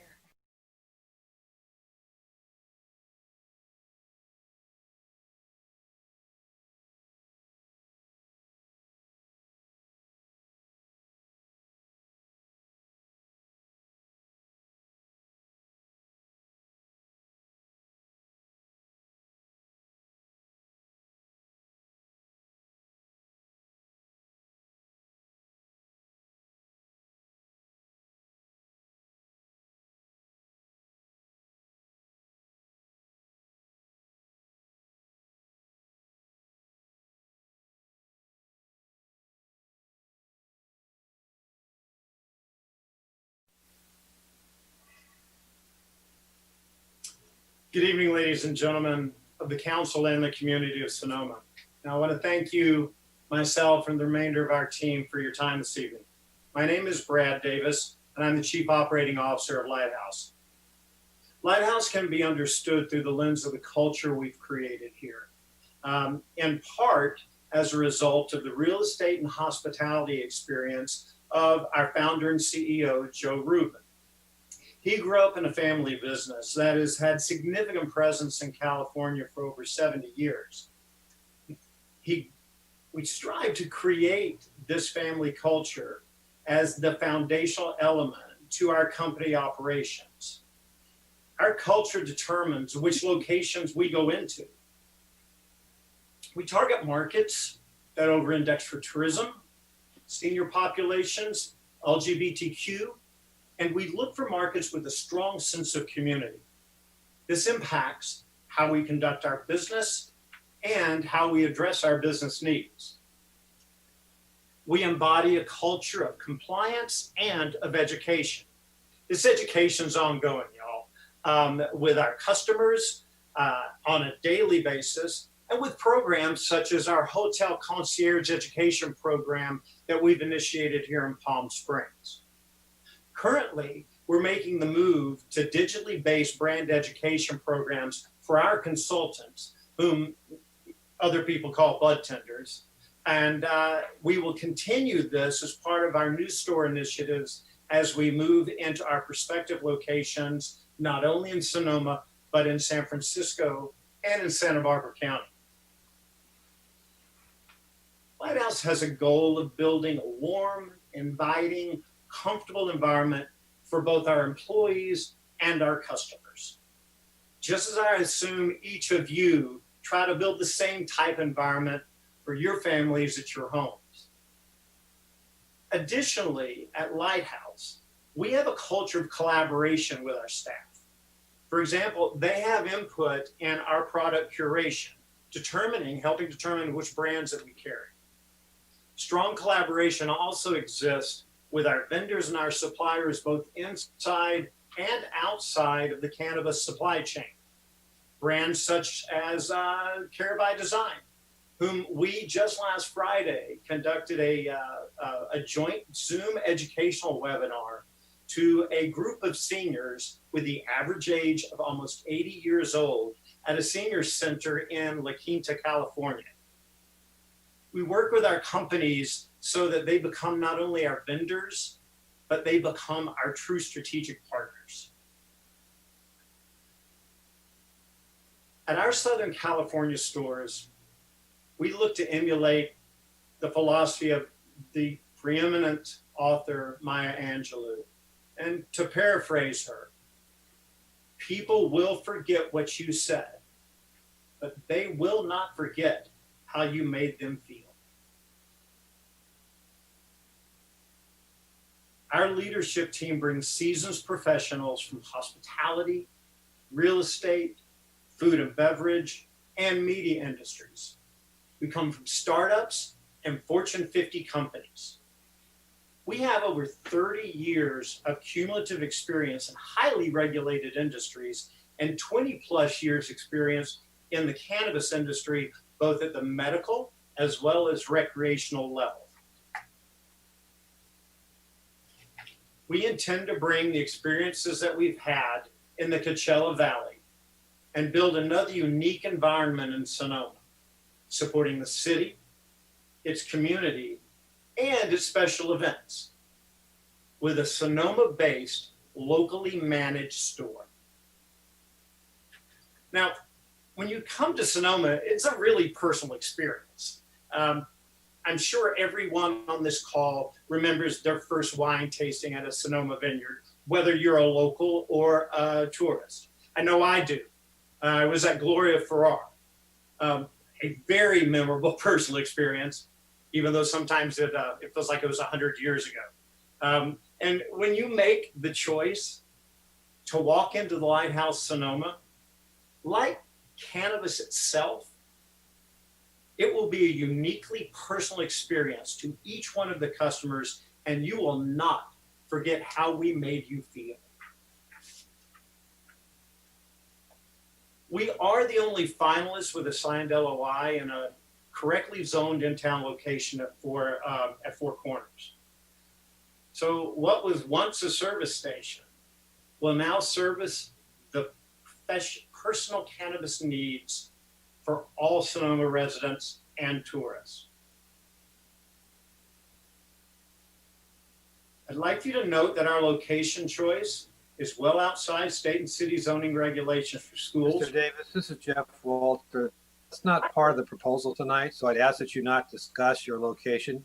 If you're selected to come back on June 8, you will then be given an ample opportunity to discuss that along with all the other finalists at that time. So let's move on to something other than location, site, zoning, et cetera. That's not a proper topic for tonight's presentation. Thank you. Of course, sir. I will be using renderings of our presentation to talk about the experience that you will have in our Sonoma store. I don't think that's appropriate. If you have a floor plan that shows your standard manner in which you display your product and you route the customer and the safety measures you take, that certainly is appropriate. But a site-specific discussion is not on the table tonight. Thank you, sir. I will accommodate accordingly. Then we'll hold those beautiful slides till next time.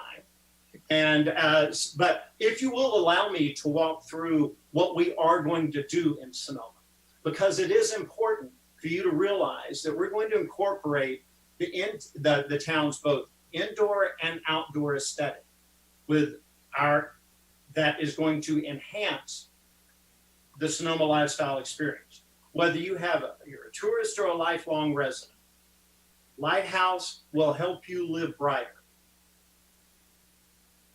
Two things to keep in mind. When you check in, you don't check into a waiting room.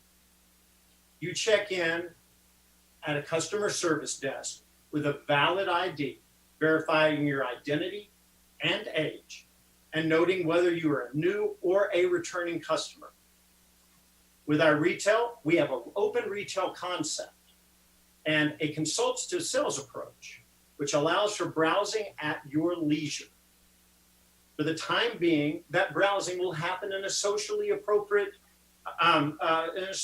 space. When you look at how we function at Lighthouse from a sales perspective, I would like you to think about the Nordstrom's retail experience. 3-minute warning. Oh, thank you. The upgrade to Four Corners will require significant construction and remodeling. All of our construction, security installers, and personnel will be from Sonoma. And we have identified those companies that we're going to be working with. We will meet and exceed compliance expectations, working directly with the fire departments and police departments as we do in other locations. Also note, we're a small, tight, nimble organization with little red tape, allowing us to quickly pivot to meet business needs. We recently responded to instituting COVID-19 safety practices before the first stay-in-place order was issued in California. And for the well-being of our team members and our customers, we have already instituted a detailed COVID-19 handbook guiding safety measures in our stores, which meets state and local guidelines and is also OSHA compliant. Lighthouse is committed to create a workforce that reflects Sonoma's locally hired, diverse reflects Sonoma. Locally hiring, we will have a diverse force that has an emphasis on disadvantaged, marginalized applicants. Our current store teams are 70% women and minorities. We believe in growing from within. Our current store management, over 75%, started within our company in various positions.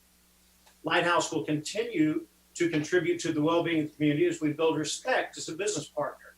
Melanie King, a Sonoma resident for 15 years with children in the Sonoma School District, will direct our Give Back initiatives and is already working with Sonoma to identify specific needs. To illustrate, we're currently donating 1% of all sales in the Coachella Valley to various coronavirus-driven morning to the Boys and Girls Club and the Well of the Desert Food Bank. We are also forming a local committee, a cross-section of Sonoma residents to determine where our Sonoma contributions will best meet your needs. To live brighter at Lighthouse, we will incorporate the spirit of Sonoma, and we will work with city governance and locally involved citizens to attain this goal. We are prepared to meet and expedite the timeline of development, and this is where our real estate experience becomes an advantage to you. Working with various aspects of Sonoma governance, we'll be able to rapidly open and build a new tax base in the city of Sonoma. We understand this. We've experienced it in Palm Springs, and we understand the impact of COVID-19 on the tourism industry and will be well positioned with a secured location to begin to fill that void. Thank you. I hope you have an opportunity to allow me to give a warm thank you for the opportunity tonight for this consideration. And we will open up questions for the whole team now. I have a question. Yeah. This is Amy Harrington. So in terms of foot traffic, what are you expecting, I guess, by the hour and annually? What are your projections? Hi, this is Joseph, and I just wanted to thank you all for being here and allowing us the opportunity to present. And once again, I do apologize, Jeff, for including the renderings or photos of the location. We didn't know in advance. I guess we thought the topics were anything goes, but so apologize for including those, and we look forward to getting into them at a later time. The question of, in terms of foot traffic, initially when we all created these, our P&L for the location specifically, and we turned in our presentations, COVID was just ramping up. And as you all know, things have really changed in the retail world and retail background. You have, tenants closing left and right, and the situation is definitely dire. We have had to revise what, our current expectations are, or at least projections for the time being, significantly downward. And we think delivery will definitely have a significant impact, or will take a majority of, foot traffic style business away from dispensaries themselves. And that will be people's mode of, or at least that will take a significant portion of the market share in terms of people purchasing cannabis products. Right now, we've revised our projections downwards to estimate that about 20 to 25 people will be coming in on an hourly basis to visit the store. And as time goes on and we start to exit COVID and retail hopefully returns back to, what I think would all consider normalcy back in January, we will see those numbers begin to rise again, which I think is all of our expectations and hope right now. What do you consider normal numbers? I can address that. Oh, go ahead. Sure. We average in our Coachella store, which is an established store in a marketplace that is tourist and local, we average well over 500 transactions a day, and have services as many as 1,000 customers in a day. Great. Thanks so much. Of course. Thank you. I have a question on education of customers. So for the same question I've been asking basically across the board is, how are you going to educate people on California state laws? How are you going to protect against tourists coming here and not knowing what the laws are and having different expectations? Actually, it is something we do every day, multiple times a day in our Palm Springs school in particular. First off, we take our teams through a 3-day pre-open orientation. We have training every week at various times throughout the week, both at leads and as well as on a consistent staff basis. Part of that training includes helping the staff understand how to communicate what the regulations are for consumption in Palm Springs. And it is part of both that orientation as well as a weekly update. It's important because we are a consultative sales organization that we know as we're talking to that prospect, whether they're a tourist or whether they are a resident, and what their knowledge base is of cannabis and what needs they are trying to fulfill, as well as how we can guide them as to best enjoy the product in the marketplace. And I do want to point out, and you may have missed since we got a little confused there, we initiated a hotel concierge training program, since a vast majority of our customers either are in hotels or are in short-term rentals. And so we work with the short-term rental organizations so that they can prepare in their books, that they leave in the homes, information on how to consume privately in the home, and work with the concierges in helping inform their guests. Thanks. I also have a question on labor. Have you at any of your facilities signed a labor agreement at any of them? Are there unions that you work with? And what do employee salaries and packages look like here? Is it, I know you kind of go over some of that, but if you could expand on what your employee practices are, what the salary packages are going to be in the city of Sonoma. Yeah, sure. Currently, we are looking at meeting and exceeding the California minimum wage. We will offer a health benefits package in Sonoma to all full-time employees. In addition, all salaries range based upon experience, and so we have a range for every job level within the company. Okay. Thank you. Go ahead, Rachel. A few questions. You touched on this during your presentation, but if there's anything you want to expand on about your brand identity and your target customer base? Our brand identity is helping a cannabis, either new consumer or an experienced cannabis consumer, become educated on what we offer and how they meet and what need they want to meet, so that they can explore the products that we have and that we offer to the community in our stores, and then go home and enjoy it.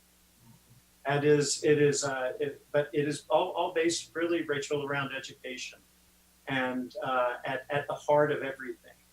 And our target consumer reflects the marketplace that we're in. So I'll give you an example. In Coachella, it is not a consistent tourist marketplace.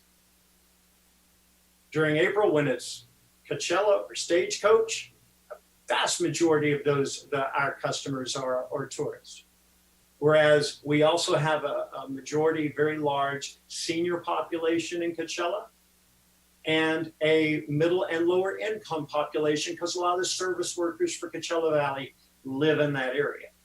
In Palm Springs, we service upper income households, we service the LGBTQ community, as well as obviously the large senior and tourist population in the Palm Springs marketplace. So the target consumer is really the community that we are serving. Thank you. And Logan asked a little bit about tourists, but as you, especially in Coachella and Palm Springs, or wherever you first started with tourists, like issues that you saw and ways that you address them to have a more a better experience with the locals that are used to the product for people who are not as used to the product. Joe, you want to take that? If you wouldn't mind just repeating the question, it cut out right in the middle. Yeah, it's about just since you've been in tourist places where lots of tourists come, and there's people from out of state who don't have experience with the product. I think people get really excited about it, but sure. Concerns are that it will become something that people that do not understand what they're doing use in a way that negatively affect the people. Sure. So I think your question is, how do we kind of educate and inform them to essentially prevent that? And I'd like to really make comparisons. I mean, all of us, or not all of us, but I think alcohol has really been part of the Sonoma lifestyle and culture and backbone to the economy for a long time. So when in the same way that you enter into a bar, people right now are naturally much more familiar with the industry, and hopefully they understand their limits and how much they should consume or not consume to stay in a safe manner. When you look at cannabis, where all of us are kind of exiting this prohibition style setting, we are all emerging out of this together. It's really, really, really important that we are able to translate to the newcomers to the industry that have never experienced the product before what the potential effects can be on them when they're actually purchasing product. So that goes from everything from our bud tenders or consultants looking at potential advice to give them as to how they should dose potentially edibles, how long they should wait when they consume the first one before taking a second one, so that their limits are managed accordingly, or they're managed accordingly in the same way of alcohol. Have one drink if you're X and Y and Z, or another one, so you can really understand your limits. And that's something that our consultants do every single day with new patients, old patients trying to venture into new territory of product categories. So we take a lot of pride in being able to help people understand what effects products will have on the individual, and attempt to cater those recommendations to the actual person. I would also just like to add. Can I add one thing, Rachel? That's why brand education is so important to us with our consultants, because it's important for them to realize the effects of the individual product and the results that could be expected. And as Mayor Harvey had stated, that you guys have a park that everybody consumes alcohol in. We want to make sure that we can work with the city so we can actually tackle those things. If we have to put up additional signage, that's something that we want to work with the city to do, much like working with the local organizations. That's kind of something that we kind of would like a little bit of city council's help on in order to drive that particular business industry model in the direction that you guys see the most fit. My next question is, what is your internal regulatory compliance infrastructure? Who do you have keeping track of the changes and making sure that you are following it? Sure. So I'm happy to dive into that. Aaron LaShawn, who's our personal attorney, works for a firm called Nelson Hardiman, who focuses solely on deregulated industries, specifically medical and cannabis. He is on retainer and his firm is at our disposal. And on a day-to-day basis, we are communicating with them, going back and forth, staying up to date on any new rules, laws, etc., that might come out or might change, because this industry is very fluid, is changing constantly, as we all know. From the top down, our SOPs are constantly being modified to adhere to any of those new laws or regulations that might be thrown out or changed on a day-to-day basis, so we can constantly stay in compliance. In addition, we on a monthly basis, tend to have a third-party auditor come out, and we do this ourselves. It's self-auditing, making sure that we are in fact staying in compliance and taking care of everything so that we're adhering to all local and state regulations and rules. Those are written. They exist in each location, as well as in each area of each location that we have. So that and compliance is that, as I stated earlier, compliance goes with that education aspect of the company, from Aaron all the way down to the customer relations person that greets you at the door. Thank you. And my last question is, you mentioned that you have an emphasis on diversity. With regard to your workforce, what kind of protocols do you have to ensure that you have a diverse workforce? And I'll just tack on, since you guys did lose probably a minute in your presentation, if there's anything else you wanted to share. It's an open-ended question. Let me go through my notes. Let me address the diversity question first, because I think that is the most important. It's just top of mind with us. It is in all of our hiring practices. When we enter a marketplace, we not only do we have public postings, but we hold a job fair, and as part of that job fair, is open to the entire community. And as I stated earlier, we have a leadership. We have a company that is 70% women and minorities, and this is because it reflects the marketplace. And the goal for us is for the staff that we hire to be reflective of the marketplace that we're in. And in a market such as Sonoma, which is a diverse market with seniors, with minority, it will be incumbent upon us to be mindful of the marketplace makeup as we go about staffing our team locally. And if I could chime in, I'm sorry I haven't had a chance to talk yet. I was let in a little bit late. I'm Melanie. I'm the Sonoma connection to the application for the Lighthouse. And if I could take back some of that time that we lost, I'd really appreciate an opportunity to talk about why I feel Lighthouse is a good match and why I brought them in to partner with me.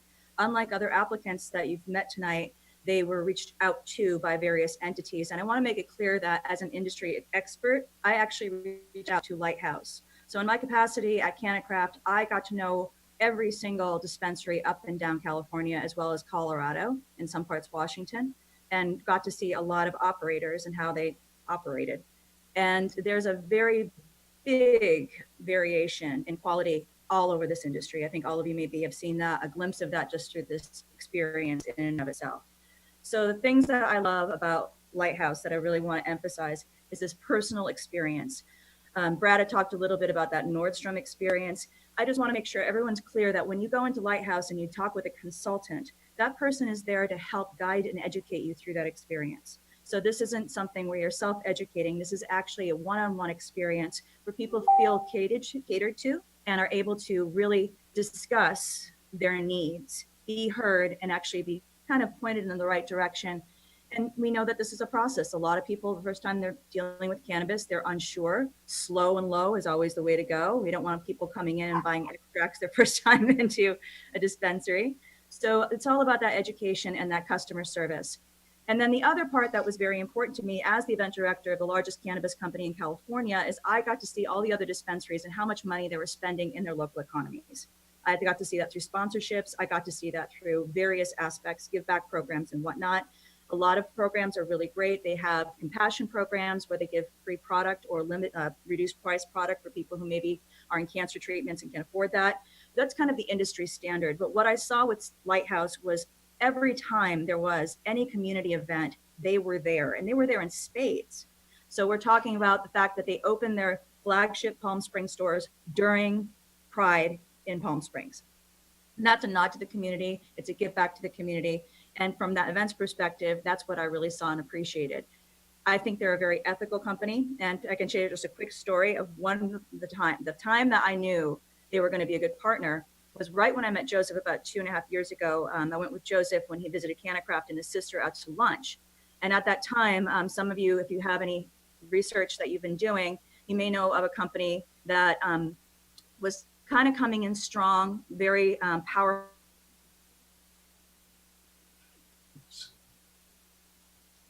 Your microphone cut out.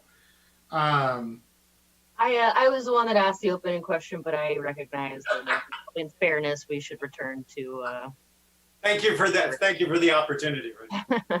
And as a result, they actually, can everybody hear me okay?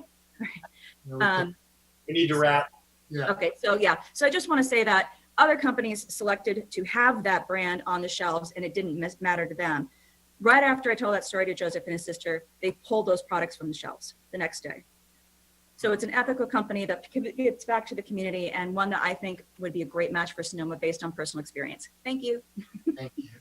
So, Mr. Mayor, could I just say something? You may, yes. I don't have a question. I got out of, I guess I got out of sync because Justice jumped ahead of Lighthouse House.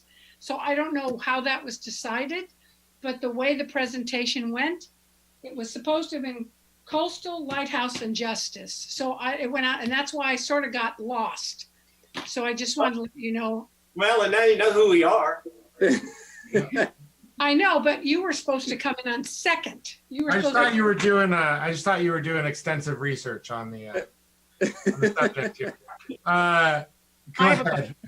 Go ahead, Amy. I guess I'm wondering, just as a follow-up question, you said that you have 70% of your employees are diverse, women or minorities. What about your leadership team? 50-50. If you talk about the leadership team that you're looking at right now, Right now it's not 50-50. Actually, you don't see Jennifer on there. I'm gay, so I'm part of that minority part. And at the store level, let me see. I actually don't mean at the store level. I just mean like as a ownership at the higher levels of the company. Are there women on your board of directors? Do you have? Joe, you want to address that? Yeah, sure. So as Brad was describing, I mean, our leadership team, you are looking at a majority of them minus our attorneys, as well as Jennifer, who I believe is here, but is not, I see her name there, but she's not on the video. So when you do the math, we do have women, folks of minority, all part of our leadership team. I don't have the exact figure for you right now, but there is a diverse group of us here that are working. From the ownership standpoint, yes, it is. From the ownership standpoint. Yeah. Okay. Any other questions from council? All right, with that, we'll go ahead and thank Lighthouse for joining us. And Thank you. I appreciate it. Thank you very much. Thank you. Thank you. Thank you.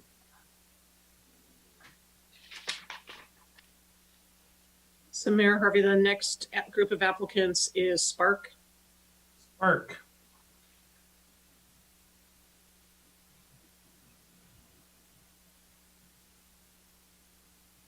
Can I ask you a question? Are we taking public comment after all the presentations? Yes. And then after that, because it's kind of a study session, the meeting is over, or we're having, just can you remind me? Councilmember comments. Yeah, well, we won't be asking for comments because we're going to wait for those until you go through the appeal process. So if there's any other questions you have after hearing public comment or anything else that you want us to bring back for the June 8th, that would be the point of, that would be before we would close then. Maybe we can just clarify for public that we're not taking a vote at the time of comments. We can do that. All right. Great. Do we have the entire Spark team here? Not yet. I think we're just waiting for one or two more. They're raising their hands now. Oh yeah, we've got two more here. Mary Favreau and Josh Reich. There we go. Good to know.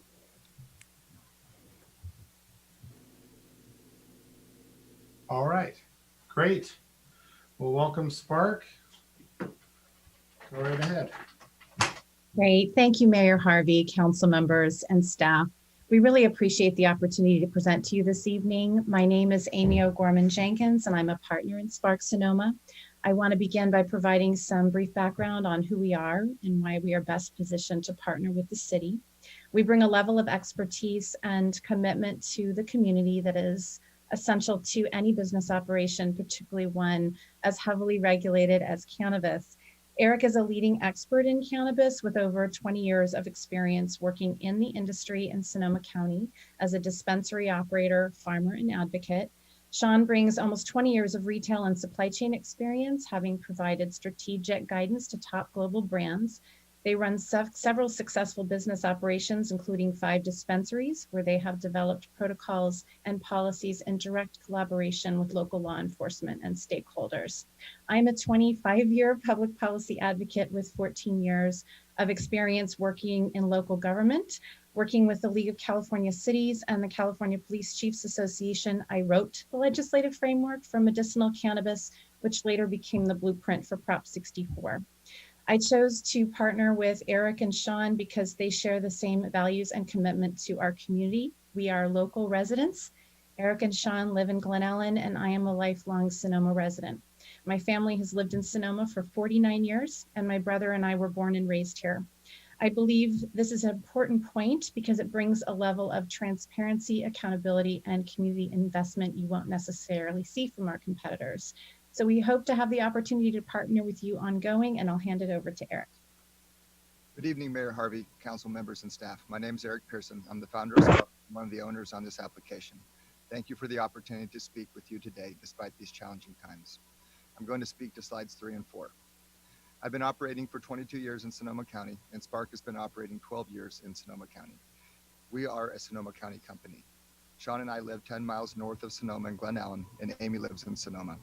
95% of our 78 Sonoma County employees live here.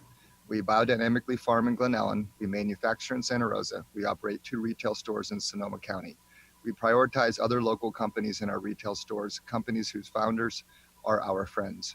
We are transparent, accountable, and incredibly invested in our community. I personally do all the government relations work locally and have formed 2 cannabis organizations in Sonoma.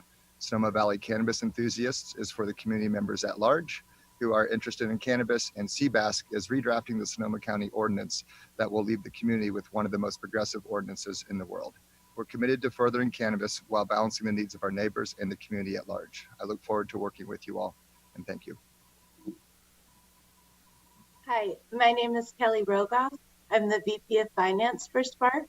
I've been with the company for 13 years since we opened our first dispensary in Sebastopol.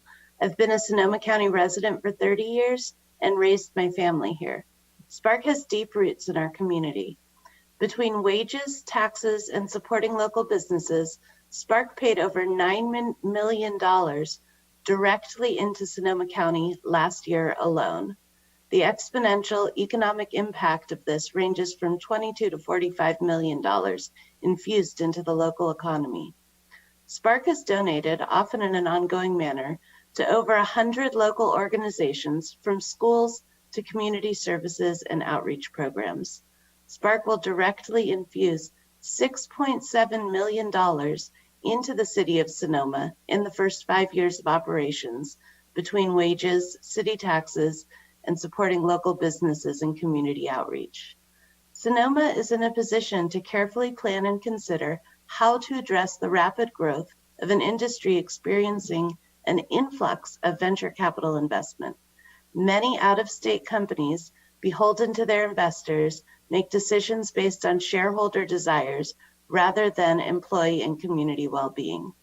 The industry is flooded with out-of-state companies trying to achieve massive revenue and win new permits at any cost in order to inflate their portfolios. This does little for the well-being of local community-run businesses. We are small enough to live and work locally, addressing the needs of our community, and we're also big enough to be a stable, secure choice for this permit. Thank you. I'll pass it on to Jesse. Hi, I'm Jessie. I was born and raised in Santa Rosa. I am the Senior Dispensary Manager in Sonoma County. I have 10 years of retail management experience and also worked as a Montessori preschool teacher for 7 years. I have been using cannabis to treat my MS for 6 years and love to share what I've learned with the public. I started at entry level doing consultations with customers, and now I do educational presentations as a representative of Spark. I've worked with local organizations such as the Sonoma County Oncology Nurses Association, Oakmont Adult Community, and several other local therapeutic support groups in Sonoma County. My mission is to educate the local community as well as my staff. Our response to the COVID crisis was to immediately change operations to adhere to the county ordinance. We started curbside pickup and added support to delivery sales, which greatly increased, many of those deliveries being sent to customers in the city of Sonoma. We supported our team by providing cloth masks and other PPE. We also gave our essential employees grocery gift cards and increased store credit. Our inventory is managed with Trees POS and has an integrated metric track and trace system. We have retail and product departments that communicate seamlessly with each other to reconcile discrepancies. We have a wonderful track record with inventory and minimal loss rate. When it comes to odor control, all products are prepackaged. We have never had an odor complaint. We ensure that we have clear and clean air filters and optimal air circulation. If there were to be any odor complaint, I would reach out directly to the individual and take care of it. Having a good relationship with our neighbors is just part of our core values. Thank you.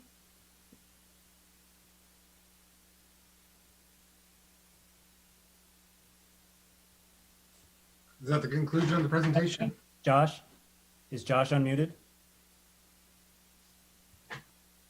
Sorry, my name is Joshua and I'm the head of security and safety for Spark. I have over 7 years of experience in the cannabis security and safety industry, and I've composed and implemented security and safety plans for cannabis operations, including dispensaries, cultivation, delivery, distribution, and manufacturing.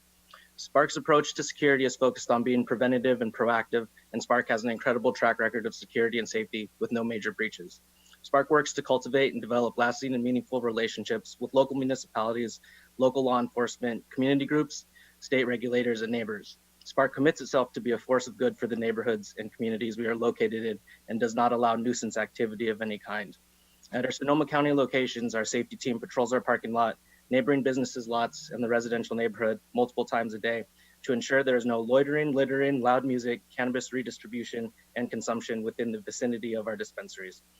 At Spark, we pride ourselves on a robust yet friendly security presence with a focus on being ambassadors of safety for the communities we are located in. For example, in the past 3 weeks, Spark has assisted local police departments with numerous investigations non-related to Spark operations by providing exterior camera footage, which in turn has helped make our community safer.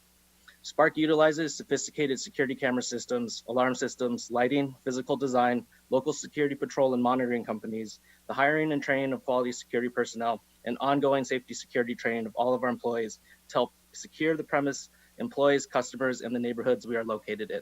Thank you. Mary?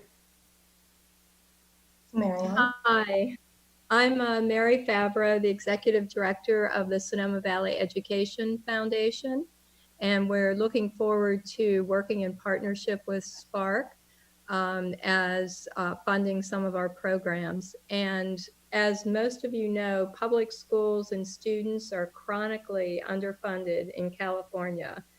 Districts, including Sonoma Valley, are seeing a steep rise in mental health needs for their students.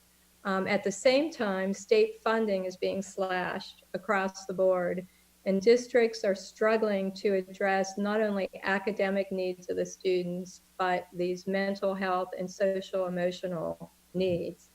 So education foundations like ours exist to bring community funding for critical needs and programs in public school districts.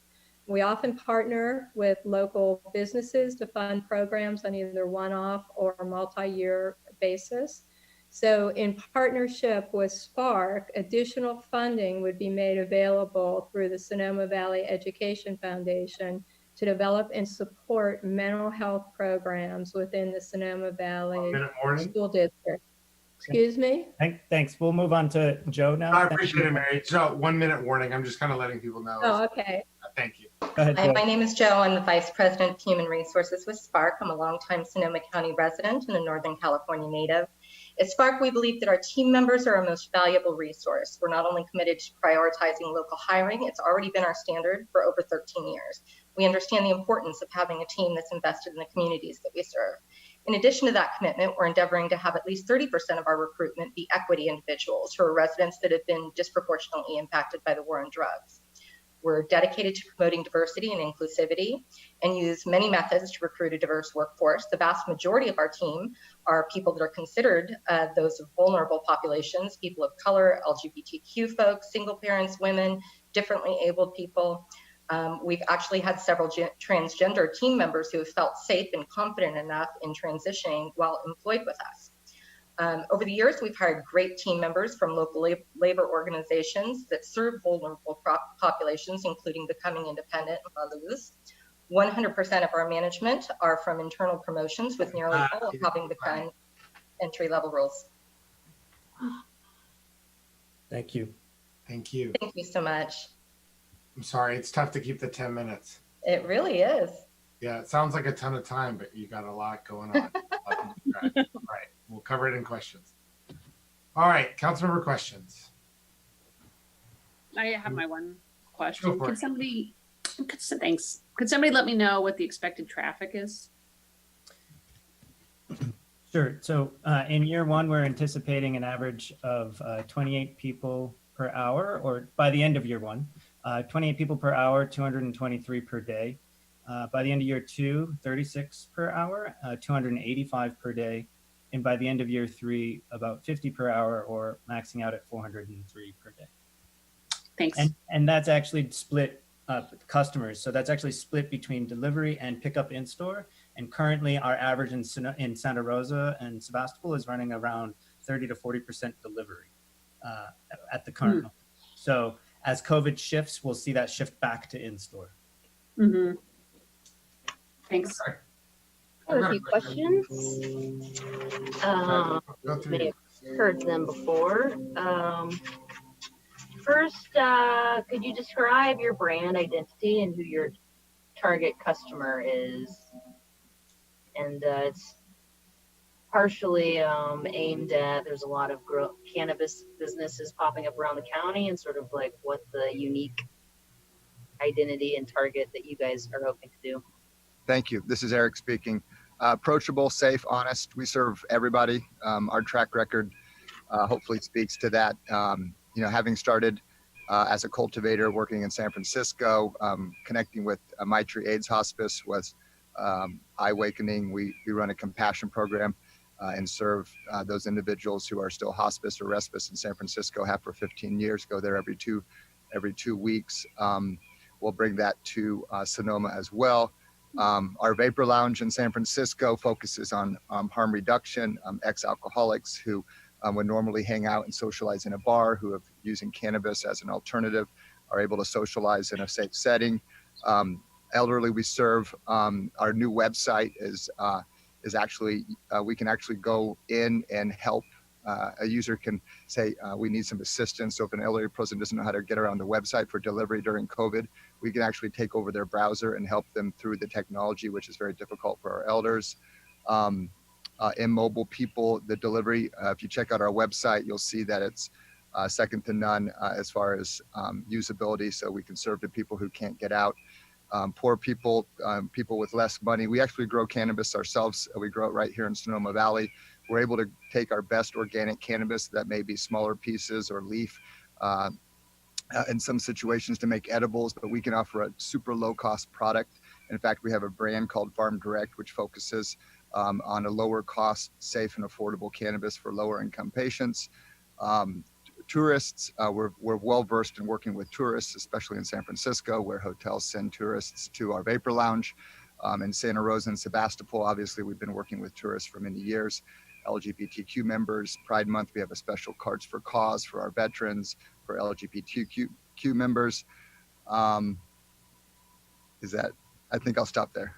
That's pretty good. So my next question is, which you touched on only briefly, but in light of the fact that we are a heavy tourist area and people will be coming from out of state that have not experienced your product before, what are the challenges that you saw in the past, and what are the things that you do to help everybody involved, including the community, have a positive experience? Yeah, I would say it would be incorrect to say, we know what the problems are going to be exactly for Sonoma. I actually didn't know that Sonoma allowed drinking on the town square. I know Literally any public space. well, I know, I was just encouraging our supervisors in San Francisco as a result of COVID to, hey, like, let's start having, alcohol outside on the streets and, opening up this a little bit. But to get back to the first thing we would do is sit down with council or staff and say, hey, what are the problems? What do you think will be the problems? Where do you think the problems will arise? And what can we do to try to approach that before it becomes a problem? And then have an open dialogue. Working with government is something that we've done in San Francisco and Santa Rosa, Sebastopol, Sonoma County. I'm very deeply involved with right now, rewriting the regulations around public consumption, events, tourism, as it relates very much to like winery-like events in Sonoma County. So, we'd work with you. We have a lot of experience, and I'll hand that off actually in store and folks who know quite a bit more about the SOPs and how we deal with tourists and people who may be inebriated. Jesse, maybe you can answer some of those questions. Yeah, and what is an SOP? Standard operating procedure. Got it. So like it's, I don't read them very often, but they're necessary. And we write them down. And what they're really used for is they're used for training, right? When a new staff member comes in and says, okay, here's your job duty. It's a job description that ties it back to more detailed standard operating procedures that we look for our team members to operate under. Yeah. So like Eric says, we train all of our employees to appropriately identify when people are really inebriated, and that allowing them access would not be appropriate. We do come across that sometimes in Sebastopol with the Barlow so close by. There's a lot of wine tasting rooms and breweries and whatnot. And every once in a while, we just have to, we have our safety hosts, which are really trained in having a high standard of customer service. So as opposed to being very regulatory and security-like for people, we're very customer service compassionate, educating people. Saying, I'm really sorry. It seems like you've had a really fun night tonight. Unfortunately, we can't allow you access into the dispensary, but once you get home safely, we could do a delivery to you or just come on back tomorrow. We understand that everybody has a little bit too much fun sometimes, but we just can't mix the alcohol and the cannabis. And we just don't want people to feel like they're in trouble. We want to make sure that we can educate them and give them as much information as possible. Thank you. My next question is, what is your internal infrastructure for regulatory compliance, and how do you make sure you're keeping up with all of the constant changes in laws? Well, so I think we manage 13 some licenses because the state, transport, cultivation, this type, that type, every dispensary has its own license. I think Sean could probably speak a little bit more to that, and then probably kick it over to Amy, because when there's complexities with state licensure, then Amy steps in and helps us out there. Yeah, so we have Andrew, who's on the meeting here, is our director of compliance, and he has a staff under him to help keep on tab of all the changes. Additionally, we have a sort of a matrix organization in compliance, in that we have a person responsible for compliance in each functional area. So in manufacturing, we have a person; in retail, we have a person who's embedded in that organization. At the farm, we have a person. And so each one of those people, while they report in their functional area, also kind of report into Andrew and our compliance department. And then Amy, who kind of wrote the laws, maybe Amy could give a little addition here. Yeah, I'm happy to add to that as well. So I'm probably the one that you talked to at the very, very beginning when something is being developed, and then I manage kind of the back end. So I'm kind of the person of last resort, but I did write a lot of the laws. I continue to work on shaping the policy and the regulations. So working with Spark, they get firsthand knowledge. We also have very strong relationships with the Bureau of Cannabis Control that regulates dispensaries, as well as the other licensing entities. And that really is kind of the core focus that I have, as well as local community engagement in Sonoma. So I think our compliance team is very strong and ready to adapt and adjust to all of the changing policies and regulations that we're going to continue to see in the cannabis space as the legal industry continues to mature. Thank you. My last question is, you mentioned that you have a diverse workforce. What are the protocols that you have in place to ensure you're hiring a diverse workforce? I can take that question. So yeah, diversity is achieved by multiple different ways. It's the way we post, it's the way we recruit, it's what we put in our postings. But one example is that we train our management on subconscious bias, as well as training them on trying to identify experience in maybe non-traditional ways. An example might be that a stay-at-home mom might have a vast experience in multitasking and budgeting or conflict resolution, and trying to identify sort of non-traditional ways of experience that might not normally be seen. We also utilize the fundamental aspects of equity models that other jurisdictions have in terms of, announcing jobs with EDD, places like La Luz, and just constantly trying to stay on top of keeping an eye on exactly where there's a need.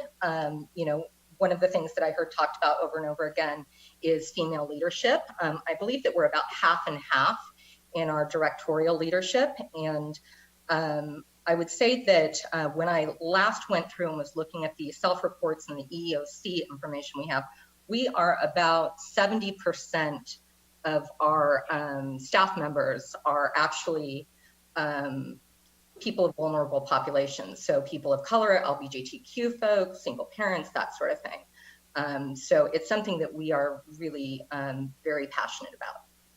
I could add a bit. We just hired, I think 11 folks. We reached out to La Luz to look for some farm worker labor on the new expansion of our farm. We've hired them on. I've been working with them for the past 2 months. We don't discriminate. I have an 84-year-old man, I have a 72-year-old man, and I have a 62 or 4-year-old man that works with us. And so we really reach into the community and look for the folks around us and try to employ those who aren't necessarily employable by other businesses sometimes.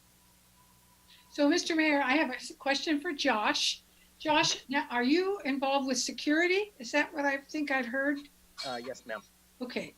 I was so impressed. You didn't say the word shenanigans, but I think basically what you said, no messing around in the dispensary. Is that what you were sharing? Correct. Inside the dispensary and the immediate area surrounding the vicinity, we don't allow any type of nuisance activity.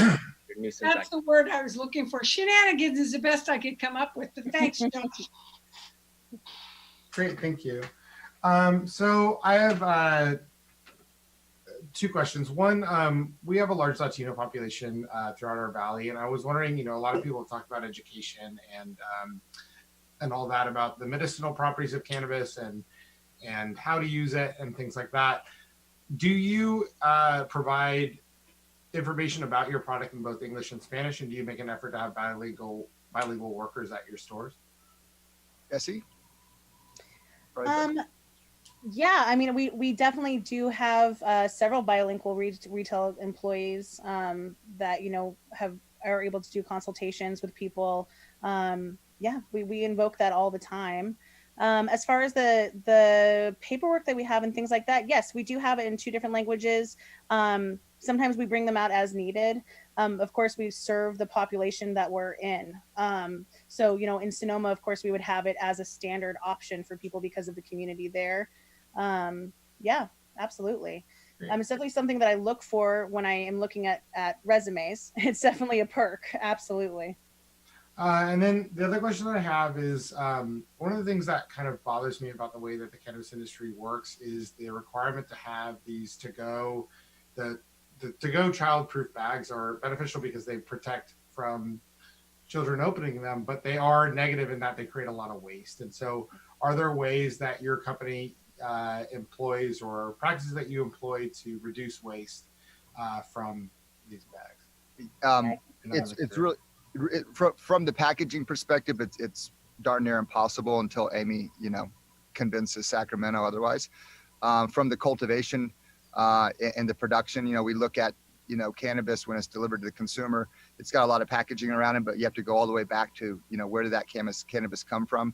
So biodynamic, for example, is sort of like, I think most of you being from Sonoma probably understand what it is, but for those in the public maybe that don't, you know, biodynamic is organic sort of on steroids. Basically, from an operational or practical perspective, biodynamic means it's organic as a product, but also those inputs that you source, such as that peat moss that would come from Canada, right? You're not using, for example, those inputs are locally sourced. So we have a lot of control over the production of cannabis, the manufacturing of cannabis, but unfortunately we just don't have a lot of control right now over childproof packaging until Sacramento changes the rules. If I could add just one piece to that, we did stop accepting any products on our shelf that aren't childproof on their own, so that we don't have to use childproof exit bags anymore in addition. So, so we don't sell anything in the store that isn't already childproof, so we don't have to add that. And the other thing that we do is we have Canacycle bins in all of our locations, and we were one of the first companies to launch that. Actually, the person who started that company formerly worked for Spark, ironically enough. And so we have that in all of our locations and promptly recycle all the packaging that many of our customers bring back. And that packaging does get recycled into prosthetic limbs for children and things like that, which is really cool.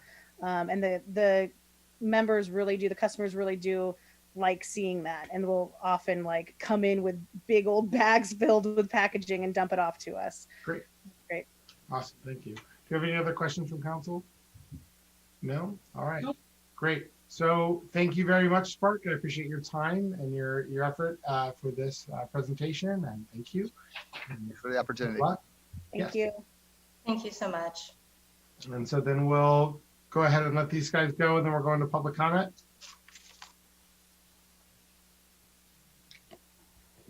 Correct? Yes. Mayor Harvey, just to remind the public, council's not making a decision tonight. Again, they'll be waiting till June 8th to make a decision when they hear any appeals.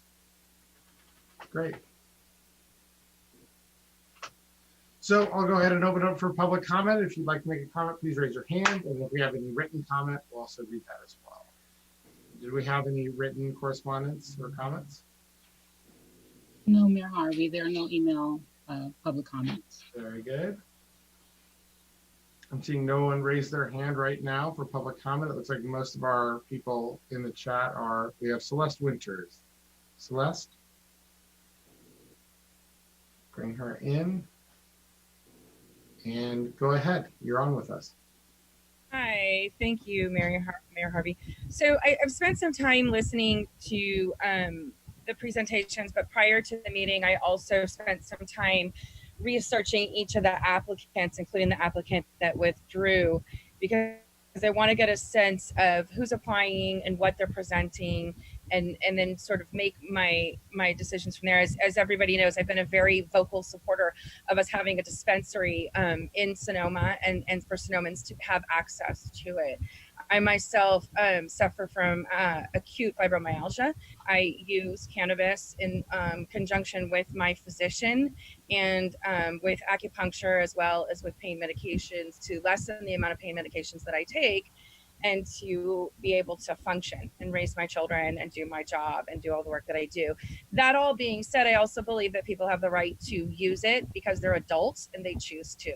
The same way that somebody would go have a beer, or they'd head down to Steiner's and have a cocktail. You're a grown-up, you don't have to justify why you need it. I happen to use it to help my fibromyalgia, but before I had fibromyalgia, I used it because I was an adult and it was my choice to do so, just as anyone else would. That being said, I think it's really important who we get.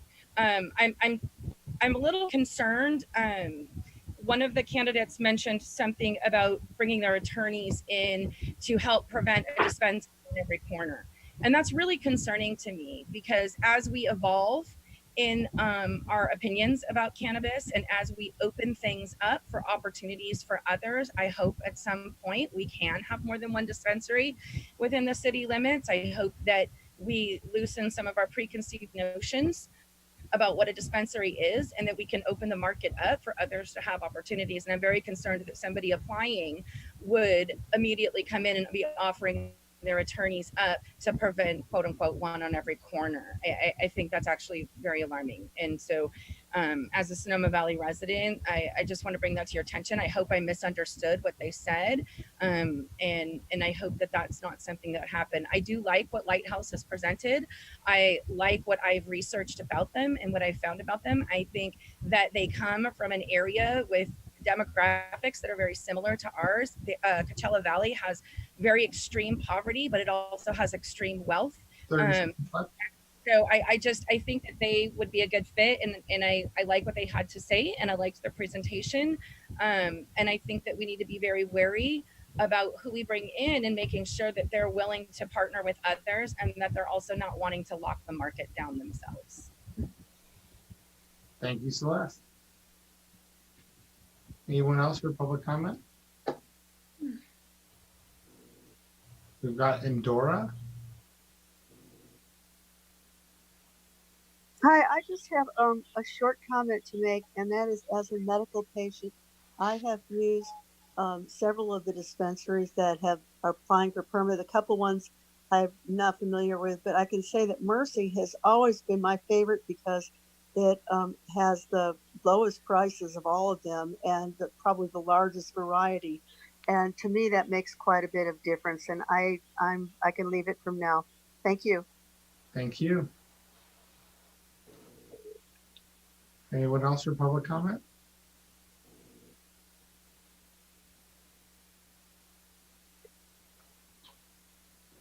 I see none. Give it another second. And we'll go ahead and close public comment. All right, great. So no action, no further action tonight, correct? So are One we? question. Of course. Could Kathy or David, could you remind me, so we have both storefront and non-storefront, and who has applied for which? Sure. Thank you. A good question. Interesting for us at the PRC level. We actually had a lot of applicants, proposers say that they'd be interested in doing the non-retail, the non-storefront if they were not selected for the storefront. The conundrum that we have is we made that clear in the application process, and only 2 proposers checked the correct box, so to speak. One was Coastal, and one was Harvest, and Harvest was one of the groups that left. So technically we only have 1 applicant that's willing to do both. Should they not be selected for retail, they'd be willing to do the non-retail. But as I said at the outset, they all expressed an interest, I believe except for Spark, said that they'd be willing to do the non-retail if that was the only option they had available. So Jeff, how does that work? Are they in the running, or are we limited by the checkbox? We're probably limited by the checkbox. They could reapply though. Restart the process with a new RFP and allow those who didn't initially indicate that they want to do that to now do that. I don't know if the council would have any different questions of them. Result, I don't know if the analysis, the interviews would have been different because they also sought a non-storefront activity. I think we're sort of stuck where we are. Yeah, Council, if you'd like us to, we have not collectively kind of chewed this one through too. And Dave McPherson with HDL, our consultant, may have seen something like this too. So we can come back at the next meeting, but we may very well. We had a very clear process, kind of choose which way. And as David Storr, we had 2 folks that said on the non-storefront. Right. If we wanted to, how difficult would it be to allow for 2 storefronts? I'm not sure what your question is. Could we expand the ordinance and allow for a second storefront? Well, I don't know what is there a limit in our ordinance as to how many non-storefronts there can be? It's just Will this one? be for There's store? just one. Okay. But it can always be amended. The question, They can. Jeff, what is the process for changing our ordinance to allow for 2 marijuana dispensaries storefront? That's the question. Yeah, that was the question. The process would be an ordinance would have to come back to council for introduction and adoption, 2 meetings. Okay. And then a 30-day wait period for the ordinance to take effect. So you're looking really at 60 days. Okay. But if we had 2 applicants that were approved, we could. Under the current ordinance scheme, you could not approve 2 non-storefront retail applicants at the present time. Okay. And right now, you only have 1 applying. Well, for storefront, and so with the process that we've had, since this has been based on 1 storefront, I mean, would that require a second process, that there was going to be a second one, since that's different? Yes. You're talking about storefront now, correct? Yeah. Or non-storefront? Storefront. I think we've been talking about storefront the whole time. The whole time. Oh. So the question is like, would we have to let people know that there would be 2 dispensaries? If we were changing it to 2, would we have to have the whole application process started over so that people could apply knowing there would be 2 storefront? I tend to think not. We might have to open it up again, however, for those, well, I don't know. I have to think about that, to be honest. Yeah, I actually think this is a good question that we should really talk with HDL, the expert, Jeff and David, and kind of come back to you with information if that's a question, so that we're giving you clear guidance. Yeah, I think the questions are, one, what's clear guidance? Is there a way that we can allow for a non-storefront for people who didn't specifically apply if they wanted to? We could make that an option. And 2, if we wanted to do a second storefront, would we have to go through this whole process again to allow one of our, our second favorite applicant to move into that? Do I accurately express those questions? I think I understand the questions, and I think it'd be good for staff to caucus and bring that back to you with some information on June 8th. So we're not talking just off the cuff. Yep. My last question is, so at the June 8th meeting will be, if there's any appeals, we will hear them. Will the applicants that we heard from tonight be participating in that meeting when we will be discussing the finalists? Yes, the 4 finalists that you heard from tonight would be invited back to be there in case there's additional questions of the council, but they would not be giving another presentation. But so if we think of questions between now and then, we'll have an opportunity to have more questions. Yes. Okay. And if there are no appeals, then we'd only be dealing with the 4 that you heard from tonight. Well, what's interesting is that we heard the PR of these groups, which I thought were excellent. But when you delve into the real nuts and bolts of them, some of them, there were concerns about them, about some of the things that their statements. So Tonight I think we're asking questions only. Oh, sorry. So you can ask them at the next meeting. Yes, you can. I'm ready. Oh, Just reminding me. Oh. Are we good? Other questions? We're okay? All right. Well, then we will adjourn the meeting. Thank you very much. Appreciate everyone's time. Thank you. Goodbye. Thank you. Thank you, Rebecca. Thank you, Kathy. Thank you.